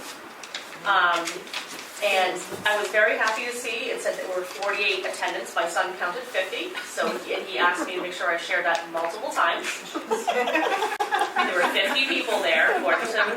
He's hired. And he's in advanced math at Happy Fortin, everybody. So he wanted to make sure that was on record. But it was just great. We came, we popped in to see that many people here, having a great time with their kids. Crafts were out everywhere. It was a big group of people, having a really great time. And I thought, as a trustee, and it was nice to connect with the staff. I always feel like I'm happy to see them, and I hope they're happy to see me, and just saying, here I am, I'm attending an event, and I want to just show myself. So I'm hoping that we could look through, they're so good about telling us about events, if we could, I'm sure not everyone, but look ahead at the calendar and say, that's an event I would love to attend, and report back to us as a group about what we thought about a program. I think that would be great. Jan? Jan McLaughlin. I would like us to think about having a name tag that says my name, at least my first name, not my first and last name, and library trustee, because I think something like that, again, the visibility, some people know who I am, but some people don't. So there's a lot of new people in town, and it would be good for them to be able to see, oh, there's a trustee here at the library. They're not expensive. I love that. They're not expensive. We can make them, We can, Erin Matlin, we can get those made for you, and I can leave them in your mailbox. Great. That'd be great. Nancy? Nancy Hendricks, trustee. So it might be a little late because we've already kind of given you a draft of the bylaws. But to your point, you're correct. Like, for example, the school board assigns people to different, or they don't have people volunteer. I'm going to go to the PTA meetings at the high school or the middle school or whatever. And those committees are renewed every year after officers are selected. People go through and select which ones they want to do. So I don't know if we want to consider putting something like that in our bylaws, or give it a go as a volunteer method until we figure out how we want to do that logistically. But I think that's a great idea. I love it. I don't know if it needs to live in the bylaws. I think it should just be like a recommended or suggested topic that gets brought up at the March election by the chair. That's fine. With a welcome packet or every something year, like that. it should be renewed, if you will, and people actually volunteer. I mean, the paper goes out and we have slots. You'll hopefully give us lots of things that you might want us to attend, and people volunteer for them and come back, to your point, and report to the board about what we're doing. Liz Thomas? Liz Thomas, I love that idea. I think we should do it sooner than later. I think we should, before the next meeting, prepare all of the programming throughout the year that's scheduled so far with 2 slots, say 2 slots or something, and the trustees get them ahead of time, the list. We put down what we would like to attend. Exactly. That way, next meeting, we're ready to lock it in that all these people will be attending these times. That way we can set our calendars. Agreed with Helen Palmieri, Chair. I think it's just important that we keep in mind when we talk about money and attendance. I want us to focus on that this is a business people, and that we don't lose sight of that, and that these are people attending these events, and this is for the community. So I want us to keep that in mind.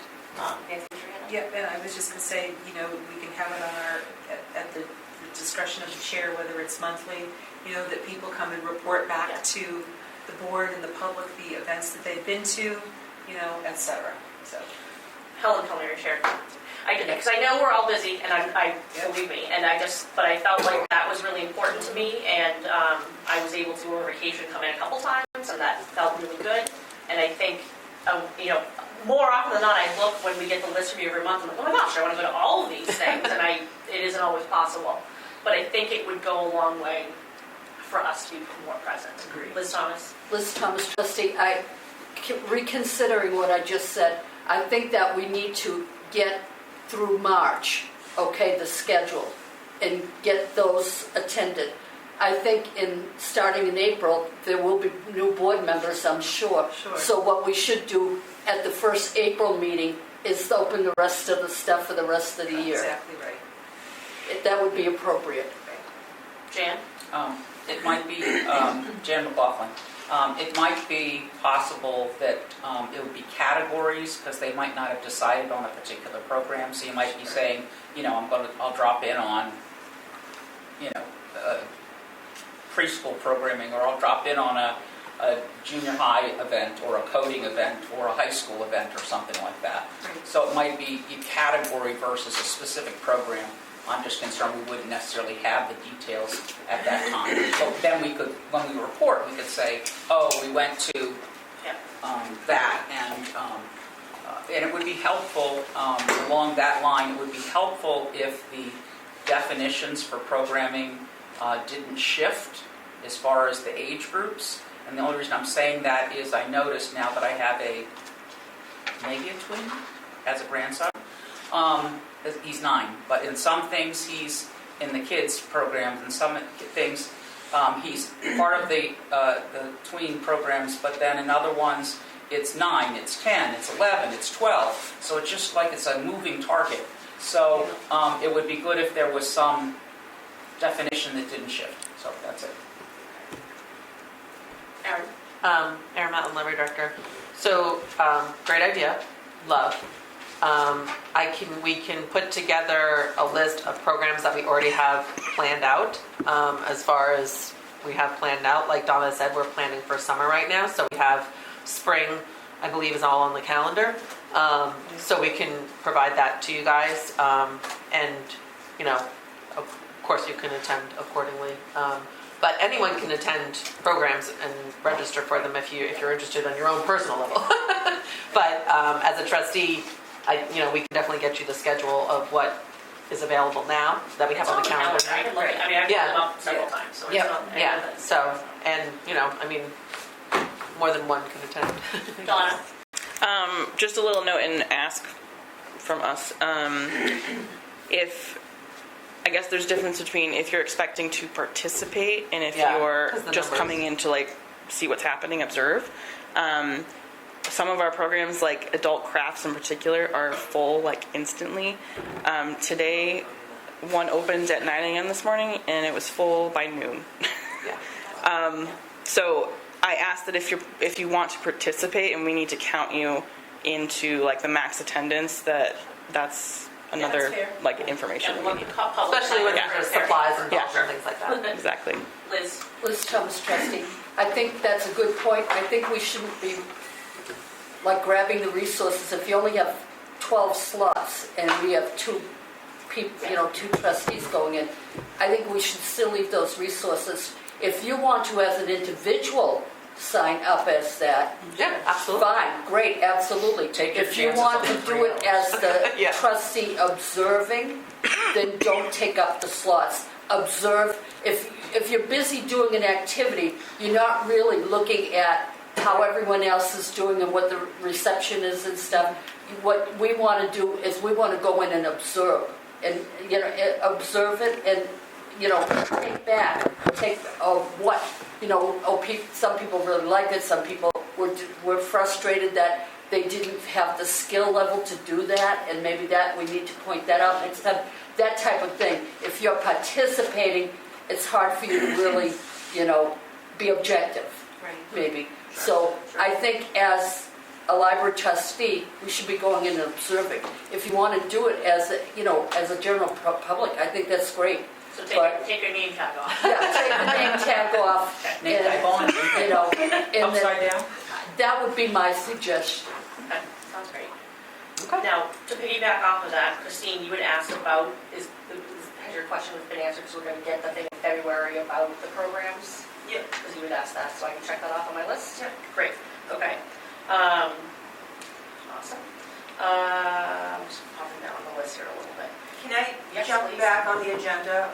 before I forget it, I made a note, but I forgot to put it on here.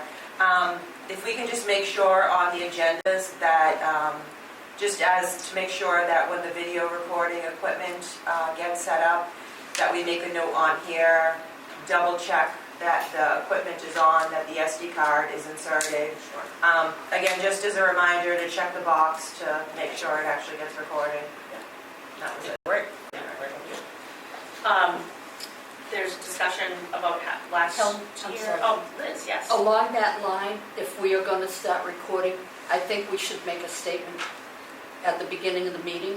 This now is being recorded. You know, anyone who's uncomfortable should, not comment or step out, that type of thing. Just so that everyone's aware they're being recorded. When the new Yeah, video. when it goes into effect. I think we need to set up a regular, every meeting, at the beginning of the meeting, point it out to people. Okay. Last year, we had the first Meet the Candidate night, and we're looking to have another one that's separate from our, last year we had it before one of our meetings, but I think you guys have thought about a date. Yes, I'm happy to speak to that. So with the elections coming up, Erin Matlin, Library Director, we have set up another Meet the Candidate night for February 19th at 6:30, where we, after January 31st, when all the candidates have registered if they want to run, I will reach out to Sherry and get their contact information and invite them all to come. We also will be advertising it obviously on our social media account and obviously here in the library and in the newsletter. So we plan to follow the same format as last time where people can ask questions. It was recommended, I believe, by the town monitor that maybe if people have questions instead, to write those questions down so that the moderator can offer it to all candidates to be able to answer those questions. That would just keep it fair, which I'm happy to let them know about that. We did secure a moderator. It's going to be Jonathan Kitt. And he's already said that he's able to do it, and obviously it'll be open to the public. So I just want to, again, remind people that if you did want to run for trustee, the filing period is Wednesday, January 22nd until Friday, January 31st at 5 p.m. And you can sign up to run for any position that's open. I'm focusing on library trustees, but there is other positions open. You just have to go to the town clerk's office to complete the necessary forms during business hours and fill in before the last date above. You can also email or call the clerk as well.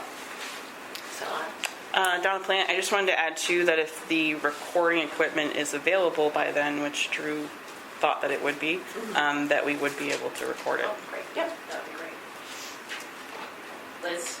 Liz Thomas, trustee, I just want to make sure that, that the existing board members who are trustee members who are running for re-election are able to also. anybody who's running Great. can absolutely attend. Yes. Okay. Absolutely. Yep. And everyone is welcome to, any people are welcome to attend, obviously, if they want to come and be there and ask and have questions be asked. They don't tell me. Is the board okay with that happening as it did last year? Yeah. Yes, yeah. Thank you. Thanks for setting that up. Okay, we need to talk about, I'm just coming back around and still in a minute, but we need to talk about the warrant articles. Yep, so in your packet, I just gave you a copy of, excuse me, I just need to find it. I think it's toward the end of your packet. These are the warrant articles that Justin put together. These are a draft, as noted. I did highlight the two children's librarian positions, so as you can, as was approved by the board, there's a full-time library children's librarian, and then there's a part-time. Obviously, one will override the other, whatever gets voted. We do need to ask to have, so in the past, it's, do you remember the exact wording? It was like Board of Trustees and their vote. So we would like to put that on here so that it's clear where the board stands as other town council and budget committee. So we would like to be able to add that to these. So we just need to have, did you have anything to say? For that, Donna Plant, I just wanted to suggest a roll call vote. Yep. Would be just. So we're, Helen Palmieri Chair, so we're just we're adding to the bottom of it, like would read on the ballot? Yes, Yep. Okay. yep. With So our vote, endorsement or, yeah, so it would say Board of Library Trustees or Board of Leach Library Trustees, yes, this many, no, this many. okay. So, I'm sorry, could you reference the big? sure, it looks like this, it's toward the end of it. It's toward the end of your packet. I know, it's a big packet this month. My apologies. Thank you. Yep. I would like to request heat for the next meeting. Turned off. As a person who's I'm always warm, and for me to be putting gloves on and a coat on during a meeting is very unusual. I actually, So- shockingly, I'm comfortable, which is very rare. Erica, would you mind knitting us a blanket all for next meeting? Any discussion? Is this one? About this? Yeah. Yeah, Maura, right? Next one. How would we do this if we have two options here? And I'm assuming that Justin said this was okay, Yes. Erin, no. because you're asking them to pick from one of two things. Well, you would just vote separately. Yeah, I understand that, but if we recommend both, but you can only really pick one. Because one is going to get surely more votes than the Yeah. other. Yeah. So the Whichever one board, gets the more board votes is in the one. theory can vote, let's just say, all of you vote for both. In theory, that could happen. It's just what the board wants as far as like, if I'm a citizen reading this, I'll say, oh, the library board of trustees wants the full-time one and they want the part-time one, so they're just looking for something. Maybe, I don't know. Then maybe as a person, that's how they would read that. But traditionally, what we've done with traditionally only had one warrant article, we did put the board's or vote on it so that the people had something to guide them. Liz? Liz Thomas, trustee. I think that what Maura's pointing out, and maybe I agree with her, is like, I'd be unclear if I was in the general public and looking at this. I would be thinking that, well, the board actually wants two positions, a part-time and a full-time. So I think somehow you have to, on the full-time, go for that first, but on the same document say, if this should fail in place. It does say that. It Second does. article. Yeah. Okay. It does say that. Second article. If 28 Okay, passes. so Yeah. my opinion is I think we should all go for the full-time. And then obviously, if we don't get the full-time, we can all go for the second one anyway. Yeah, it's the board's So decision. that makes sense to me to approve both of it. Because if you can't get something, we want, anything, at that point, if we can't get something specific. But it's up to each one of you to decide where you want to put your recommendation. Yeah, obviously. So shall we go through the two warrants right now? And So just do you want to do the first one, the the first warrant first, yes. 28? Oh, no. Hold on, we're just doing a couple of those sort of Oh, I'm sorry. quickly, and then we'll. Of course. Yeah, Of course. 28 is the first one. Can I just suggest, for the minutes purposes, not to reference the article number because that can still change. Yes. The town gets to decide what number it is. really. Reference the title, Yes, please. children's library, children's library. It's a different, it's this one, yeah, it's this one, and this highlight.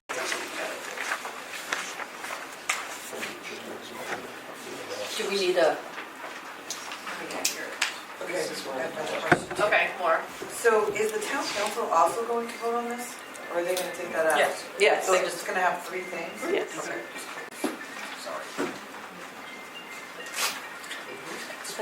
Peanuts. It's my sugar alarm. It just could be, he's sleeping. Just say. You're supposed to keep it on. Okay, so we want to start with article number 28, we want to make, We're gonna call it full-time? Yeah. Instead, so it's the clear for the minutes. full-time, Okay. yeah, children's librarian. Okay. Jan, you wanna add something else? yes, I would like it clearer that the this is where the confusion has come with the dollar figures for certain people. this includes salary and benefits. This $122,165 is not just the salary. It includes the salary and benefits, and I think somehow that should be in here because that's important for people to understand, that it's not just a salary of that person. So I think that's a, Donna? Donna Plant, I just wanted to respond that I think Aaron can certainly ask. The issue is that if, I know there are going to be other positions on the ballot, so if the town isn't going to do that for the other positions, they may not want it for ours, but it's certainly a request that could be made. just, Jim McLaughlin, I've gotten phone calls about concerns that, there was additional money being put aside for other positions, and that's not what's happening here. That $122,000 is not a salary line. It's salary, benefits, vacation, insurance, retirement, all that stuff has to be figured in. So the salary for the position is a lot lower than that. So I just want people to understand that, and maybe it just is something we discuss in a discussion or a letter to the editor or whatever. I don't know how we're going to do that, but you know what I'm saying. Certainly anybody from the board can go to deliberative and explain that and talk about it there. I'm happy if the board wants me to ask Justin to include that, and I can certainly let the board know what his decision is, or what he's allowed to do. I don't know the rules around the warrant, but I'm happy to go to Justin if the board wants me to, and I will ask that. I would like that. Okay. Jan? Liz Thomas, maybe we can make a broad statement stating that this amount includes all financial liability for 1 year for that employee. That would cover salary. I think you really want to be specific about You wanna salary break it down. and benefits. Okay. Because it's the benefits really that jack up the cost of a new position. It's kind of it's the unseen thing. It's not just It's the benefits. It's the benefits that are there. So I will certainly ask that of Justin. I agree that if they look at that, they go, "Oh wow, this starting salary is going to be $100,000." yeah, and how come a part-time person is only $32,000? Yeah. Boy, that's really a I'll apply. so. Okay, are we Benefits. Oh, yeah. good to do a roll call vote then?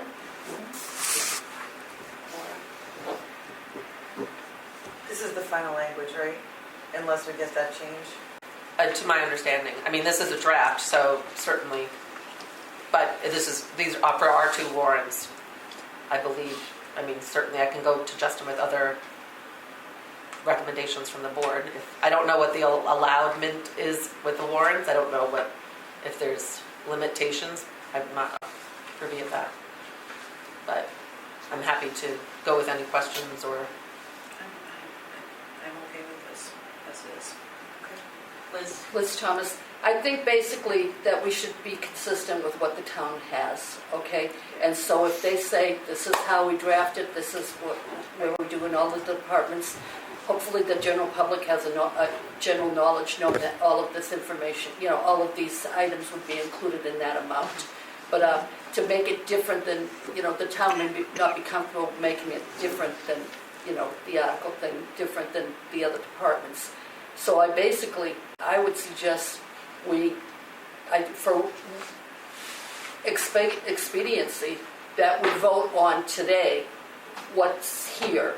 But we also, with the caveat that we're going to see if the town allows some flexibility in rewording this. Okay. Does that make sense, Laura, to you?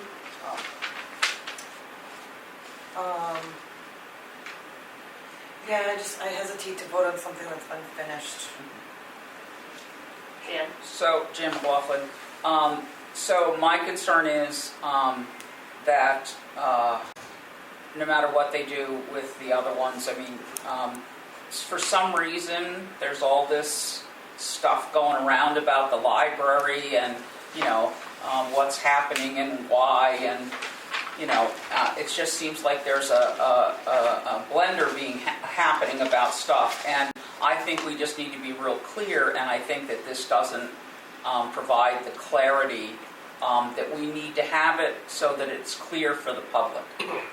And, and then I would, so for the first one, for the one that's currently listed as number 28, I would say that say something about includes salary and benefits, or something like that. Just a statement includes salary and benefits beside the $122,165, including salary and benefits. And then in the number 29, where it says 32,310, this is a non-benefited position. So that they understand that's why there's such a big difference between the two things, even though one's a part-time and one's a full-time. Is this person only going to work 3 hours? It looks substantially different, but it does because there's no benefits. So I just think it needs to be clearer, and it could happen with just a couple of words. That's all. I'm happy to bring those recommendations to Dustin. Question. So, do we, if that does get changed, will we get an opportunity to vote on this another time, or does this have to be a final vote tonight? We would have to meet again. Emergency meeting, yeah. Because if you look, I'm sorry, Liz Thomas. If you look at all the other positions, the police officers and stuff, none of that is explained. It's the exact same wording that they're using. It's consistent wording that they're using for warrant articles. Jan McLaughlin, but it looks like they're not under the same Scrutiny. the same kind of concerns and unfounded information going around as the library is right now. Helen Palmieri, Chair, I hear all of you, and I think our hands are tied a little bit, right? Because we would have to find out from Justin or Town Hall. So it feels like we need to possibly pursue then speaking out at deliberative sessions, in the paper, social media, saying, listen, this is what this means for people for clarification purposes. Because Jan, I hear everything that you're saying. Yeah, I mean, I've gotten calls. Yeah, this is exactly where that phone call that came to me about erroneous information about the budget process. It came from looking at this article and saying, "Wow, what are they paying for a children's librarian? And doesn't that mean that we must be paying all of the other librarians that work here a lot more? And where's that hidden in the budget?" But it's not. It's right there under the benefits and the, vacation and all the other stuff that's there, the normal stuff that has to be figured in when somebody gets hired. Donna. Donna Plant, I just wanted to kind of answer the question. You have another opportunity. I think the February meeting would be too late because deliberative is like right after. Yeah. And the warrant has to be published before. Okay. The articles have to be published before that. Yeah. So that people can. Liz Thomas, trustee. I think so that all the board members, all the trustees are comfortable, I think what we need to do is put this not till next month, put this week, that Erin goes to the town to find out if we're able to change this. If we are or if we aren't, either way, we need to do a final meeting this week, hopefully, or something, or even if we could vote individually at the library, come in and sign a thing. Yeah, it's got to be in a trustee meeting. Helen Palmieri, Chair. I think we need to vote on it tonight, and we can have a contingency here or whatever, but I think we need to be realistic about that part. Jan, what would you say? If they can't put the wording in here, it's not that I wouldn't support the article.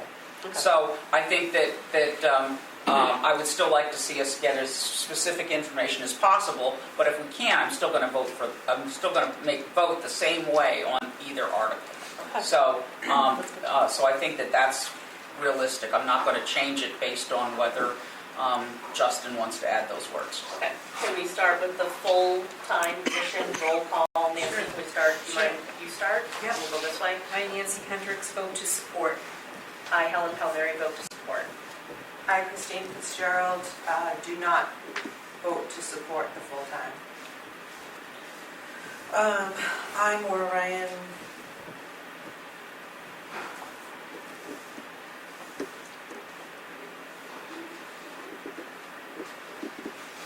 Abstain. Jan McLaughlin, I vote to support full-time position. Liz Thomas, I vote to support the full-time position. All right, and now we'll do the same thing. For this, yeah, for the part-time. One, yeah. Or, yep. I, Nancy Hendricks, vote not to support the part-time position. I, Helen Palmieri, vote yes to support the part-time position. I, Christine Fitzgerald, vote yes to support the part-time position. I'm Maura Ryan, vote yes to support the part-time position. I, Jan McLaughlin, vote yes to support the part-time position. And I, Liz Thomas, vote yes to support the, as a contingency, the part-time position.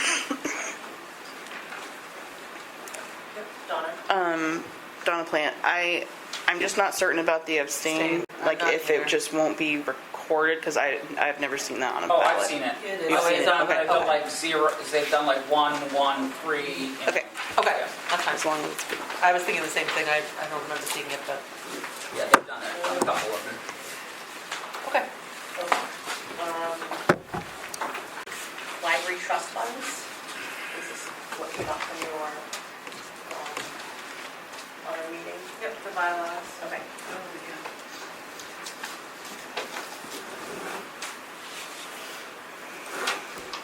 Okay, well, there were a couple things that came up about the library trust funds. I started going through some of the information and condensing it. There are essentially two trust funds. One is specifically for the purchase of appropriate books. The other one, we don't know whether the guideline documents are as to what the funds can be used. There's a process to get around that, but it's pretty complicated and will take a long time. Can I ask a quick question? Sorry, Mark. Weren't there 3 trust funds? On the Yes. piece of paper that I gave you, it had 3 listed? Well, I'm specifically talking about the Ordway and the Coffin. Okay. But there's 3 total, is that Just correct? 3. Yeah, I haven't. Oh, okay. I okay. I think when you said that, it sounded like we only had 2, but I'm pretty sure it was So you're 3. speaking about two items. Okay, Correct. that's fine. My misunderstanding. There is a report we're supposed to file within 2 months of the close of our fiscal year, and I don't think we filed it in a considerable period of time. And there are MS9 statements that are done by the trustee of the trust. So I think we put something in the bylaws that we'd like to get copies of those statements at the end of the year so that we can try and assign someone to do the report. So at this point, the report is past due and needs to be done in years. Well, yeah, I mean, there was some back and Town forth may- correspondence town may where they be were doing gonna it. waive it, Okay. and the town is not doing it. We haven't filed one ever. So I would like to see us at least assign someone on the board to take care of it. Why don't you go ahead and do that, Maura? It sounds like- you uncovered. I assumed it was you too, Well, Mark. I believe we recommended the chair and treasurer before it. Sorry. It wasn't just me. It's fine. That for sure. Donna? Donna Plant, since this was brought up, that was something on my list for the bylaws. So that, the way it's worded, the RSA says that the report needs to be filed with the Attorney General's office, and the bylaws currently say something about the charitable foundation, which is not, like, the charitable foundation doesn't need it. But these 3 trust funds are held under the trustees of the trust fund. They're not held under the Board of Trustees. So I believe that report is actually what's being filed by the trustees of the trust fund. It should be. So I don't, unless, if the board was holding its own trust funds, which you have the right to, but we don't have any right now, you would be responsible for that report, but my understanding is that you would not be because they're held under the trustees of the trust fund. Well, I don't agree. There are specific library rules under the 202 that say that we're responsible for all the funds that the library has, incoming and outgoing. This particular report under 202, I don't know, I wrote it down somewhere. Which one is it? It specifies that the library has to file a report. Okay. May I ask that? 202-A.4-C, is that what you're referencing? No, it was something like. Well, this is the trustee's authority to accept and expend gifts. All right, Donna, while you're looking for that, Laura. It was Donna. 202-A:12-A. I also wanted to add that Aaron had been in contact, I'm not sure if they were from the Attorney General's office, with someone who was Department of Justice. trying to get reports from libraries. And at that point, you had checked if we were out of compliance, and they said that we weren't. Right. Because I think it's to my understanding, and I could be terribly wrong, but if you spend money out of those accounts, which we have not spent any money out of those There's accounts. some documentation that says you have to report whether or not you've received donations, whether or not you have interest, and the MS9 statement from the trustee of the trust fund should tell us whether or not that there is some interest. It's not a ton, but there is some there. Okay, so yeah, so clearly I think we need clarification more. I was gonna say, so I have you said it was 202-A:12, Christine? -A. Right, 202-A:12. Correct. -A. Dash A Yeah, at it the has end. another -A. Yeah. Okay. So receipts, Would you like a little more information on this? I did some research. I can give you some paperwork on it. that's up to you. Maybe after. Yeah, maybe after. Well, the public should know, because I could get the amounts, You can what's make- in these trust funds and everything. Maybe do it on your public comment. Yeah. Well, as long as you don't count that against my time in public comment, because I'm doing this for you. Okay. I just, trying to make sense of it all. I mean, I think if he has the information handy instead of us shrugging our shoulders, not knowing for sure, and if he knows for sure, I think it would just benefit us for him to let us know what information he has. I'm just gonna hand it to You don't you. research already, you should write the report. Okay, go ahead, Richard. I'm just gonna hand it to you. You can do what you want with it. This is for the Ordway. We already have that. Okay. And you've got your MS9s in this. I've highlighted the three, the Leach Library, the coffin in there. It tells you how much, when, where, and how much you can spend. Thank you. Thank you. It is a little bit, it's not a lot, but it is a little.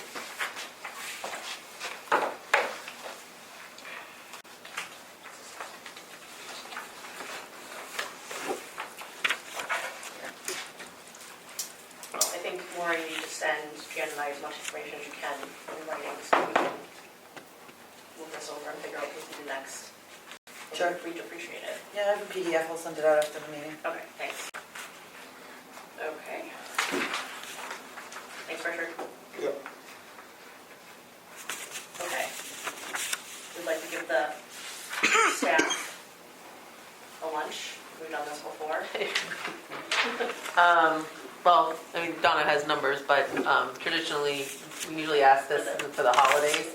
And our, I think, just distraction of a lot of things, we forgot to ask.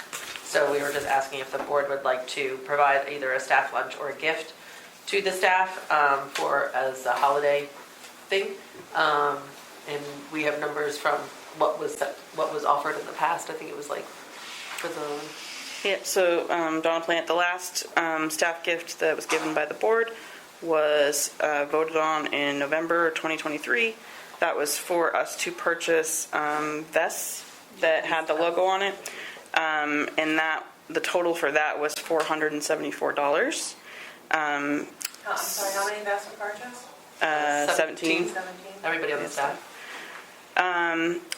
We also happen to know that some other boards, some other library boards, also as an option, an alternative for this, is kind of giving an option of a few different types of gift cards to their staff. So Just to give you numbers on that, since there's 17 staff, if you gave $25 gift cards to 17 staff, that'd be $425, which would be about the same price range.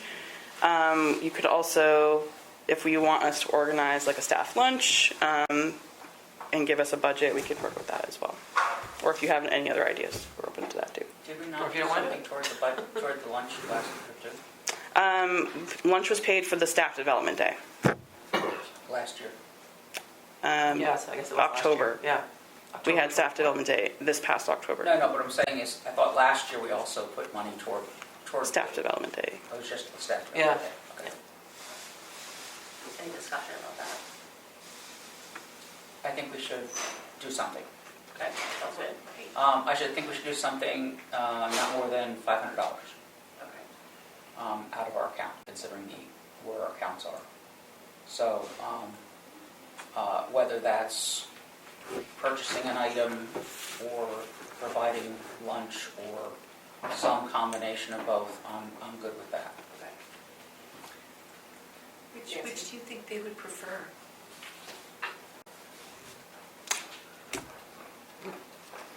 I think they would be happy with both and appreciative of both. We do have staff that, some staff that have some sensitivities to food, so sometimes if we do order from a place, there's less for them to choose from, and they end up choosing salad or, something like that. So it's, kind of a bummer for them. But I do know that they are appreciative of any gift that the trustee would recommend. Gift cards would probably be the best Liz. option.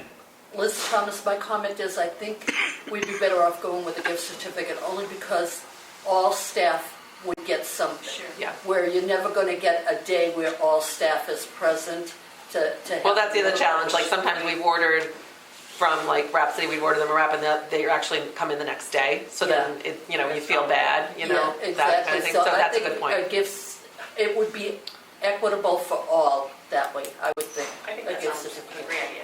I don't know if we want to do a choice of gift cards, like they could, I think if you do a generic, Get a Visa card. or even like a market basket gift card, because there's or no charge Amazon for or those. Target. Or Yeah, something. I mean, What do you think? Do you want to? I'm happy to purchase and get reimbursed by the treasurer if that's acceptable to the board, and then we can, and maybe even offer the staff, would you like Target, Amazon, or I'm Market? fine with you Because they all have the kiosk soliciting, things. yeah. Yeah, So, That's fine with me. but if the board has any specific recommendations, I would like to make a motion that we allocate up to $500 for gift cards as a thank you to the staff, to be provided for all staff. And thank you for their hard work for the last year. Is there a second? Nancy? Nancy Hendricks, trustee, second. All in favor? Aye. Aye. thank you to the board for that. And our staff appreciates it. Because if it's 17 people, it's $525. Is it? Yes. Oh. I did, if we got $25 gift cards for every staff member, I came up with $425. So if you budgeted up to $500, it's going to end up being $425. That's what I came up with too. 17 times 25 is 425. So if we say $500, So then we you've got should a be little fine, leeway, because sometimes cards cost something, I don't know. Yeah, I mean, certainly not. Don't buy those. No, I don't like this. So do you want to log your vote? Yeah, it's fine. Yeah, aye. Okay. Thank you All right. to the board. I'm going to table the Code of Ethics discussion just for next time, but we do need to just address Kim's resignation and appointing someone. Kim was up for re-election. It would only be for, 2 more meetings in February and March. And that goes to the town council for appointment. But they will take recommendations from us. So in looking some things up myself, it seemed like it would make sense to possibly see if we could appoint someone who was previously a library trustee, just because they've already done it and would know what to do for the 2 months.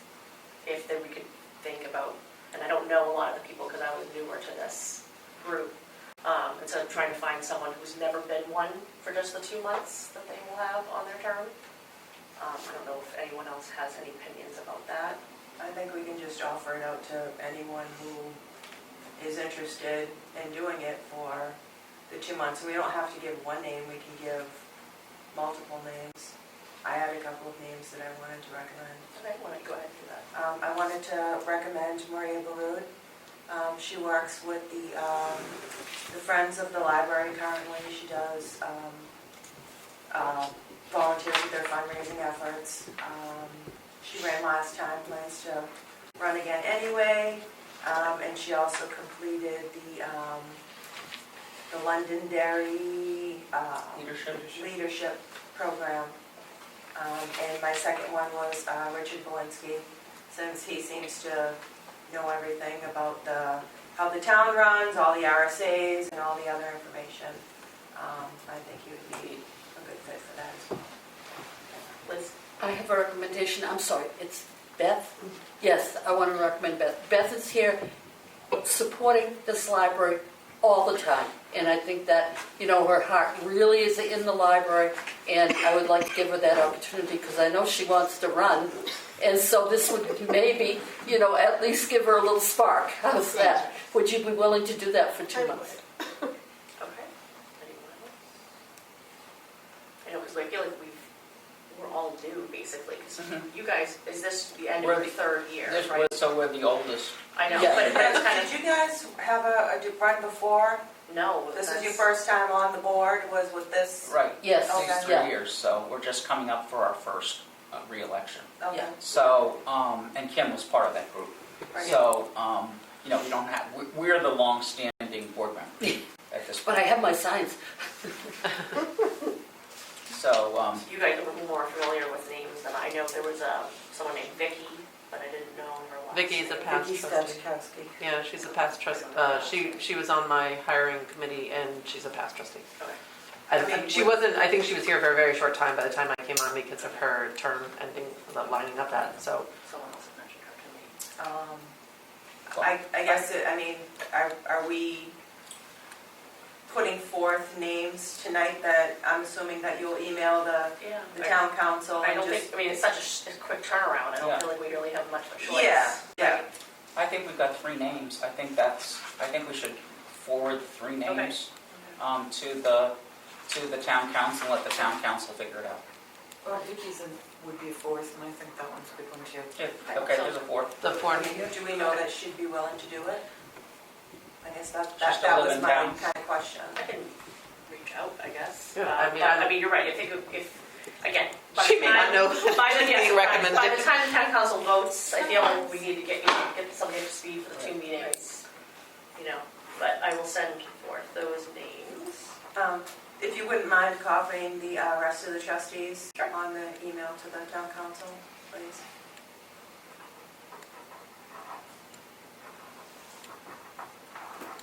Are we good with all those names? Okay. And are you doing that tomorrow, I'm assuming? When I have a chance, yeah. No, I was just wondering, just because they'll need to kind of put that on their agenda Yep. to discuss that as well, so. Maybe if I get home early enough tonight, maybe tonight.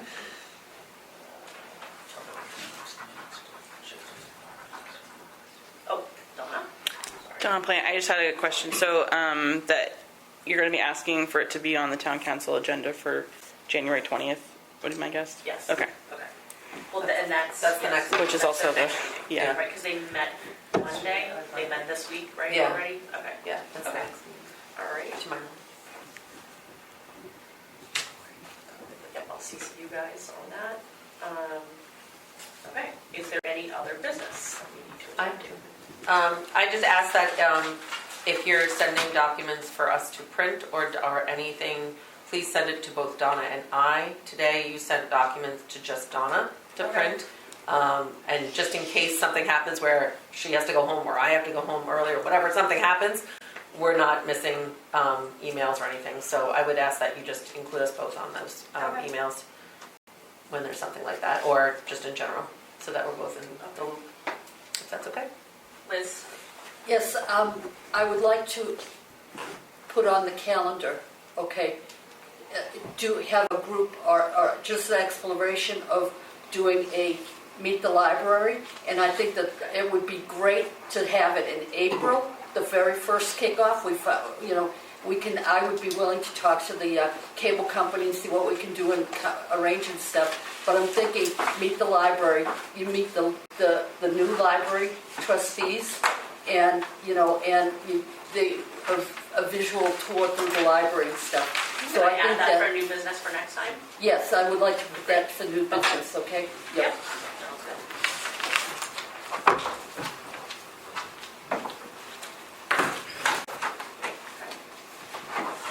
Good. All right. Any additional public comment? Yep. Richard Belinsky, 89 Hall Road, and I'd like it if, you could give me a little latitude on this because I'm trying to keep you people out of trouble. 91A. I've brought this up multiple times since I've been coming here, since October. You've got a multitude of 91A violations. You still have 91A violations, including your non-public meeting. I'm bringing that one up because Donna brought up the minutes tonight. They're not sealed. They don't get sealed forever. I believe, I forgot the paper because I was trying to fix the well for my wife. I think it's 72 hours. You have to have them out, even though the regular ones are 5 days. Is it 72 hours, Glenn, on the non-public? I thought so. So they should have already been out. Even if you had, quote-unquote, sealed them, they're not sealed anymore anyway because you spoke about the meeting at the October, I think it was 23rd meeting, whatever the date was, that special meeting. So even if you had sealed them, they would have been unsealed. Because once you speak in public about a meeting that's non-public, it's not non-public anymore. That's problem number one. Problem number two, you went in under the premise of the 91As for the purpose of hiring an individual. And if you remember right, they came back the following meeting and said, what position were you hiring for because I didn't see an advertisement? And you said, it was said, we don't have a position. And then Donna whispered into Aaron's ear, and the next thing that came out is we were talking about the contract, the possible contract for the children's librarian. That wouldn't qualify under a non-public to begin with because it's not an individual you're talking about. Second, the position doesn't exist. It's the warrant article this year. It's not funded. So you could have talked about that in public. When you go in under a certain part of that law, that's what you have to be doing. Part of the reasons I've been recording this, because you've missed saying your names half the time tonight, which I would have done the same thing. I wouldn't remember to say it each time I spoke. I want you, and I made the suggestion you get somebody in here from the state to give you a 91A lesson. Probably 98% of the paperwork you do doesn't qualify. You can get just asking. It doesn't even qualify under the right to know. That was actually said at the council meeting Monday night. I know there's people have well, you can call it in, but it's always best to do it writing. Trying to get information. One of them is a board member because she put in the email that, she spoke to me to try to help her with this. She put in a 91A. Her original wasn't answered, which it should have been because she's a board member, number one. Number two, the 91A wasn't answered. This whole thing with the non-public. I'm trying to do this nice, and I don't always play nice, and I'll admit it, because I get tired of the runaround. I have, I believe it's 5 at home, 91A complaints about the board and the library sitting on my computer that all I have to do is hit a key and send them to the New Hampshire Ombudsman. Do you want me to read the remedies of what can happen? They're not good if they find that you're in violation, and I'm sure they will. On all of them, if not most of them. I don't want to go that route. I just want you to do it right. So I made the suggestion to get somebody in here from the state, the AG's office, or what, to give you a 91A course on how they do it. I believe they will come down. Has anything been done about that? That was months ago.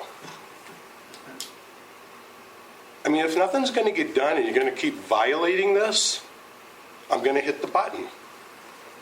I'm not using it as a threat. It's the only other alternative I have if you're going to continually ignore this.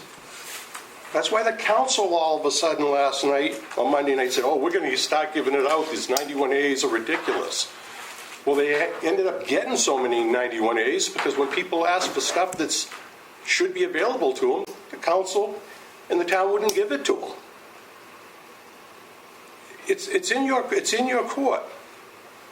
Aaron Wyndham. Yeah, that's I just want fine. to ask you a question. When you refer to the 90, you said you have a list of you have 91, or you have 91As that weren't fulfilled.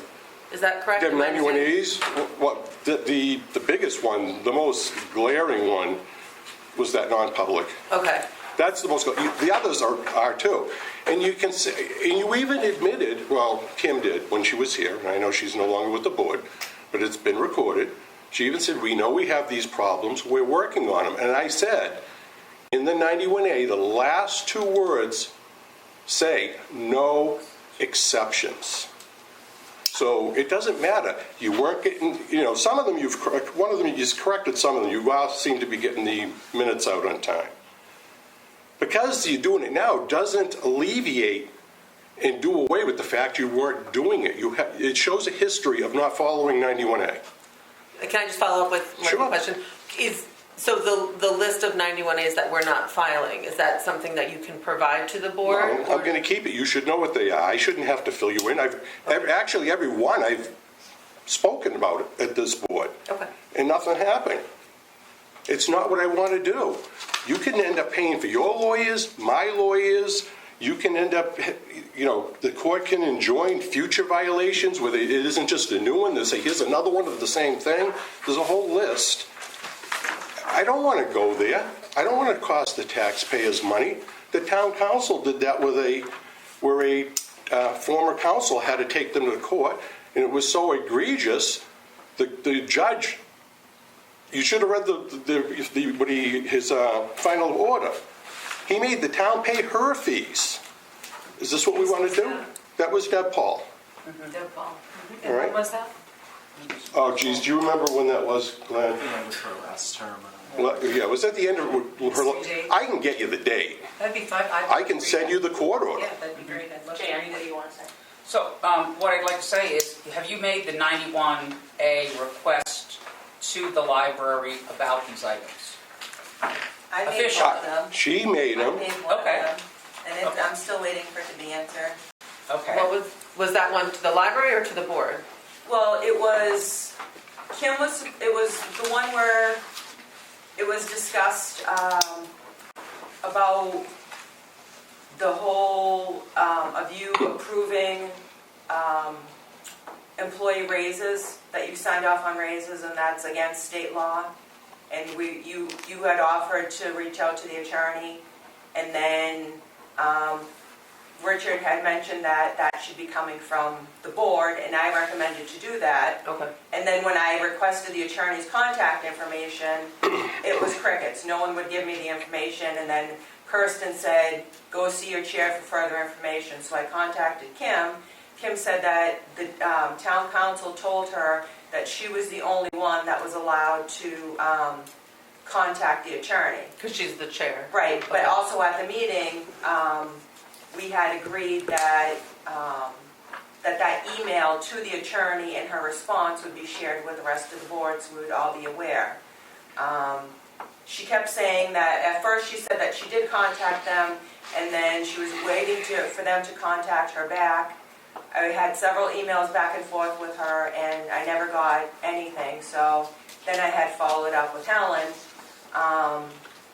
and I still didn't get anything, so I put it in What did I as... tell you? I know, but We're just supposed to be open and honest. No, I know, I'm getting to that first. So because I wasn't getting the information, I said I'm going to put in a 91A. So then Helen said that she had reached out to the attorney and the town council, and she didn't hear back from them. I got crickets too. But No, I'm not still, saying it's your fault. I know, I'm Yeah. just saying. But it I engulfs did you all. respond, And I did. Right. All I'm asking is it be done right. Right. And I've tried to, Technically wasn't say this is answering what you should do, and response. nothing's happening. I shouldn't have had to put in the 91A. And it was in addition that we had a question to the attorney about the whole non-public meeting. Those are the two topics. And I'm still waiting.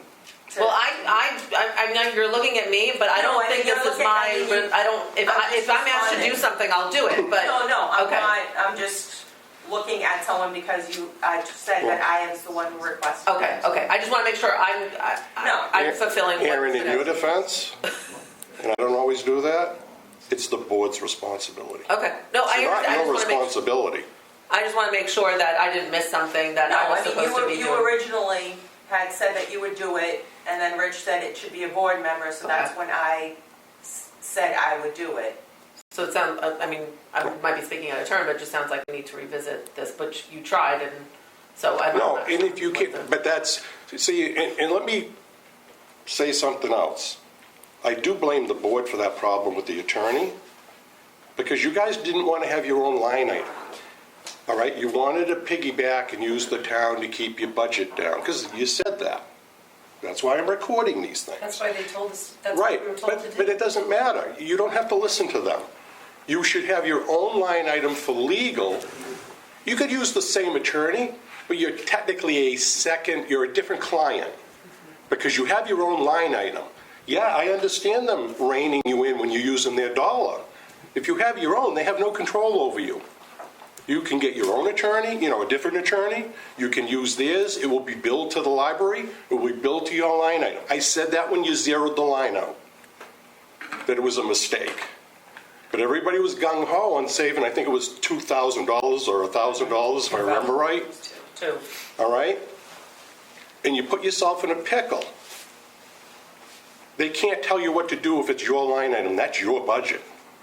Well, they've told us before about other. Well, you need somebody like me who will tell them they're wrong, and, I'll stand up to them. I'll stand up to anybody. I don't care. So if you had your own, you should have your own line item for legal. We'll know better Okay, for the I'm next just, time around. well, I don't know if you can get it in for this year. No, but for the next time around. Oh, that's right, you already voted your budget. Yeah. At 1.5, whatever it was. I'm just saying. Yeah. Or your alternative, since you don't have a line item, and I really hate to say this, because it is a bottom line budget, Nancy, you know where I'm going with this? Get your own attorney, or set up a separate account with the town's attorney if you choose that you're okay with them, and pay for it out of one of your out of line items, since it is a bottom line budget. The wrong thing to do, but at least it would cover you for this year. You put yourself in the position. So all I want to know is, somebody going to get a hold, see if the state can come down? They used to, I'm not saying they still come down, they used to come down, they would do like a 91A class, especially for people who are new to the board. You may want to actually, I don't know, I guess it's a little late now, maybe wait until after the election, so the new people, you won't have to do it again. Well, this I don't want to speaks- hit the button. This speaks to what we put. Right, and I agree with that. bylaws that, new people, we have to be able to reach out to the proper and appropriate resources Correct. for training for board members, because we started in March, we started voting on things that night. Fortunately, some of us have had board experience, but some of us may not, And I agree. So. That's why I haven't sent them in already. All right? They're all filled out. All I got to do is hit the button and send them. That sounds pretty threatening, Richard. Well, no, I'm being honest. I'm an honest person. I could I am too, and I'm I saying could have that's hit the not button. threatening. I could have hit the button over a month ago, and I haven't hit it. Still say the same thing. No, I don't want. No, because then it costs. It doesn't look good for the board. It doesn't look good for your budget, because if you look at the remedies, it could cost you a considerable amount of money. I don't want to have the taxpayer have to pay it. I don't want it to come out of your budget. If you leave me no alternative, then I have to do what I have to do. And it costs me money, because each separate 91A that I send into them, it's not a lot of money. It's $20. You have to send in $25 with each one. So I think I have 5. It cost me $125. I don't care. Family member that's having an emergency, so I Okay, have to go. no, that's fine. And thank you, I That's fine. appreciate your time, but I gotta roll. So can I ask, did you ever forward my 91A to Kirsten? I didn't know I had to do that. Yeah. Okay. I guess if you can forward that to I her. thought you just so- CC'd her, actually, I did not. I get a funny feeling, and this is just my feeling, that on those two items, I bet you that and I could be wrong, I don't think the attorney was ever contacted. I think somebody gave somebody a line and hoped it would go away. But- I'm not saying it was you, you weren't in charge. All right? So what are you saying we have to do to fix all this stuff? Let's talk about it. Well, I think you need to, you see if you can get somebody down to educate, give you a class. I'll contact them. I mean, if I at least see it going forward, that you're trying to remedy it with a class or whatever, get the answers people are asking for. The fact that a board member has to go do a 91A to get information, even if it was stuff that wasn't public for the public, she's a board member. Just like she gets charged to get an audio tape, whatever it is, $4. That should be made available to her. She's a board member. If you want to charge me, come off the street and you say, Rich, it's $4, whatever. I understand that. You just got to get your house in shape. I mean, everybody comes in here how wonderful the library is, and I'm not saying, if you saw my letter, I call the back house and the front house. I'm not looking at what goes on upstairs because, I don't see an issue up there. But I see a lot of issues on the back end, the business end, like when I brought up the budget. And I understand what you're saying, Donna. Doesn't matter. That line item got adjusted from 90,000 to 95 one year, and you were still 75% over the allotment, and it went from 95 down to 90 again. It went down. This year for 26, you're looking for 100. Well, at the burn rate you've been doing over the last 4 years, you're still going to be $60,000 or $70,000 short. If the budget committee, as you're saying, is fighting you on it, how do I put this nicely? Tell them to pound sand, because this is what you're spending the money on. If you're just taking at the end of the year, whatever's left over that you didn't spend on other line items and saying, well, we're not giving it back, we're going to make sure we spend it on books. That's a budgeting problem too, and not the right way to go about it. I'm not saying that's what's happening, but I'll find out because I've already asked Justin to give me all the sheets on where the money was pulled from. I thought you might know what other accounts it may have come out of. I mean, I don't know off the top of my head. Because if I see every year that it's coming out of the same account, well, then obviously you know that account was over appropriated to begin with, because you know there's 20 grand extra you can use. So it needs to be adjusted. This is not rocket science. Okay? Appreciate the extra. Yes, Jen? So I just want to say about the 91A things that you're referencing. None of us are going along here trying to make sure we violate as much of this stuff I'm not as possible. saying you are. I'm just saying. So none of us are trying to do that. At least I know I'm not, and I assume also my colleagues as well are on that standpoint. So we're trying as quickly as possible, again, considering that the two of us sitting here are the longest serving ones, and we've only been here 3 years, which sounds like a long time, but it really isn't. We're not trying to violate the 91A, and I really wish my sister were here, but she passed away, unfortunately, she being an attorney and already a library trustee in her town. So she and I would talk about, things that were happening or not happening. Yeah. But anyway, so none of us are trying to violate the public's right to know, and I just wanted to state that. We're trying to comply. It's just, there's so many things, and I know that's not an excuse, but there are so many things, and we can only handle the things we can handle. As a follow-up, just because you said you and Liz are the longest on the board, I know it's only one term. Mm-hmm. In those 3 years, were you ever given a 91A course? Yes, I took one at the... You took it. Did it come from the board, or did you take one your own? It was at the New Hampshire Library Trust Association? New Hampshire Library Trustee Association. Okay, and that's fine. Wherever you get it, I don't care. Mm-hmm. I would suggest you get it from the Attorney General's office and not the Library Trust Association, just because they're the ones who would enforce it. The Library Trust Association doesn't have any real teeth to enforce it. So get it from the people that would be the ones saying you would violate by doing Well, this. now that there's an ombudsman, maybe we should get it from the ombudsman's office. Well, I don't know if they do that or they just look at the cases, but you could look into that. All right, that's what I got to say. Thank you. Thank you. Hi, Erica Lowy again. I'll be really quick, I promise. First, I did double check the RSAs. You were correct, Christine, when you mentioned the RSAs describing the library director contract term thing. Again, language. So I would like to amend my earlier comment that instead of being like, oh, maybe we shouldn't have it as a term thing, since the RSAs do clarify or do describe it as such, can the language be drafted to reflect a desire to promote continuity and connection within the library? That's how I would amend that feedback. And the other thing, again, I'll be really quick.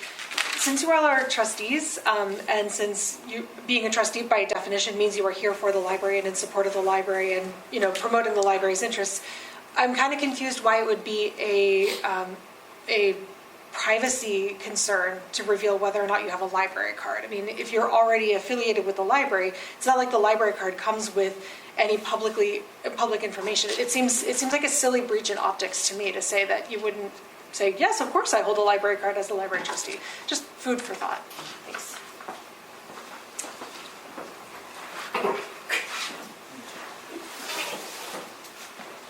Jonathan Esposito, 5 Shelley Drive. I just wanted to offer a couple of options because 91A has been a frequent topic.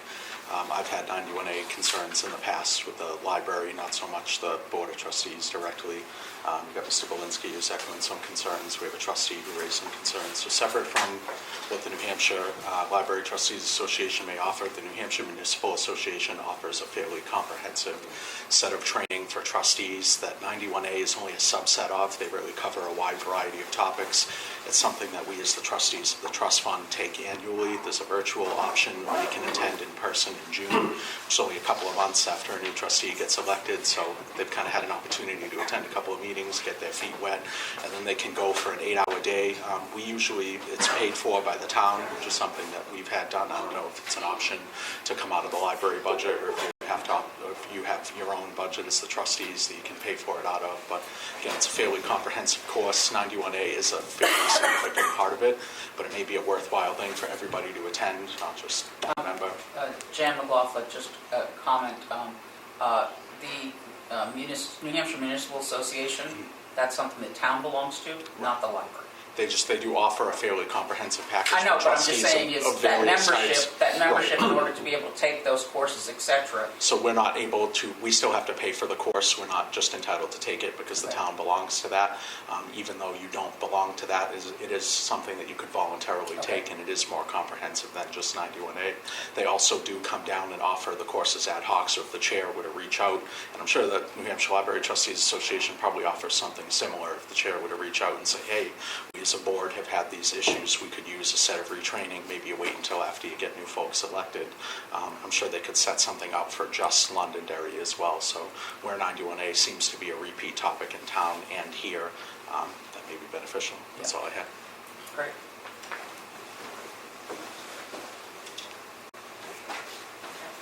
May I just piggyback off that, just as a suggestion, if you do arrange a class like that for someone to attend here, and there's a fee to it, something you could consider is inviting other GMILK's library trustees to share the cost with you.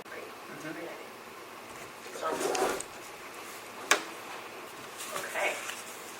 Good. Could I just confirm that you're going to send my 91 email to Carson? Okay, Yep. thank you. All right, I'd like to vote to adjourn. Can you just say your names, please? Jan McLaughlin, I'd like to make a motion to adjourn. Liz Thomas, I'd like to second that motion. All in favor?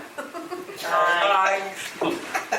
A lot of emotion here. Oh, that's the song. Any emotions? Thank you, everybody.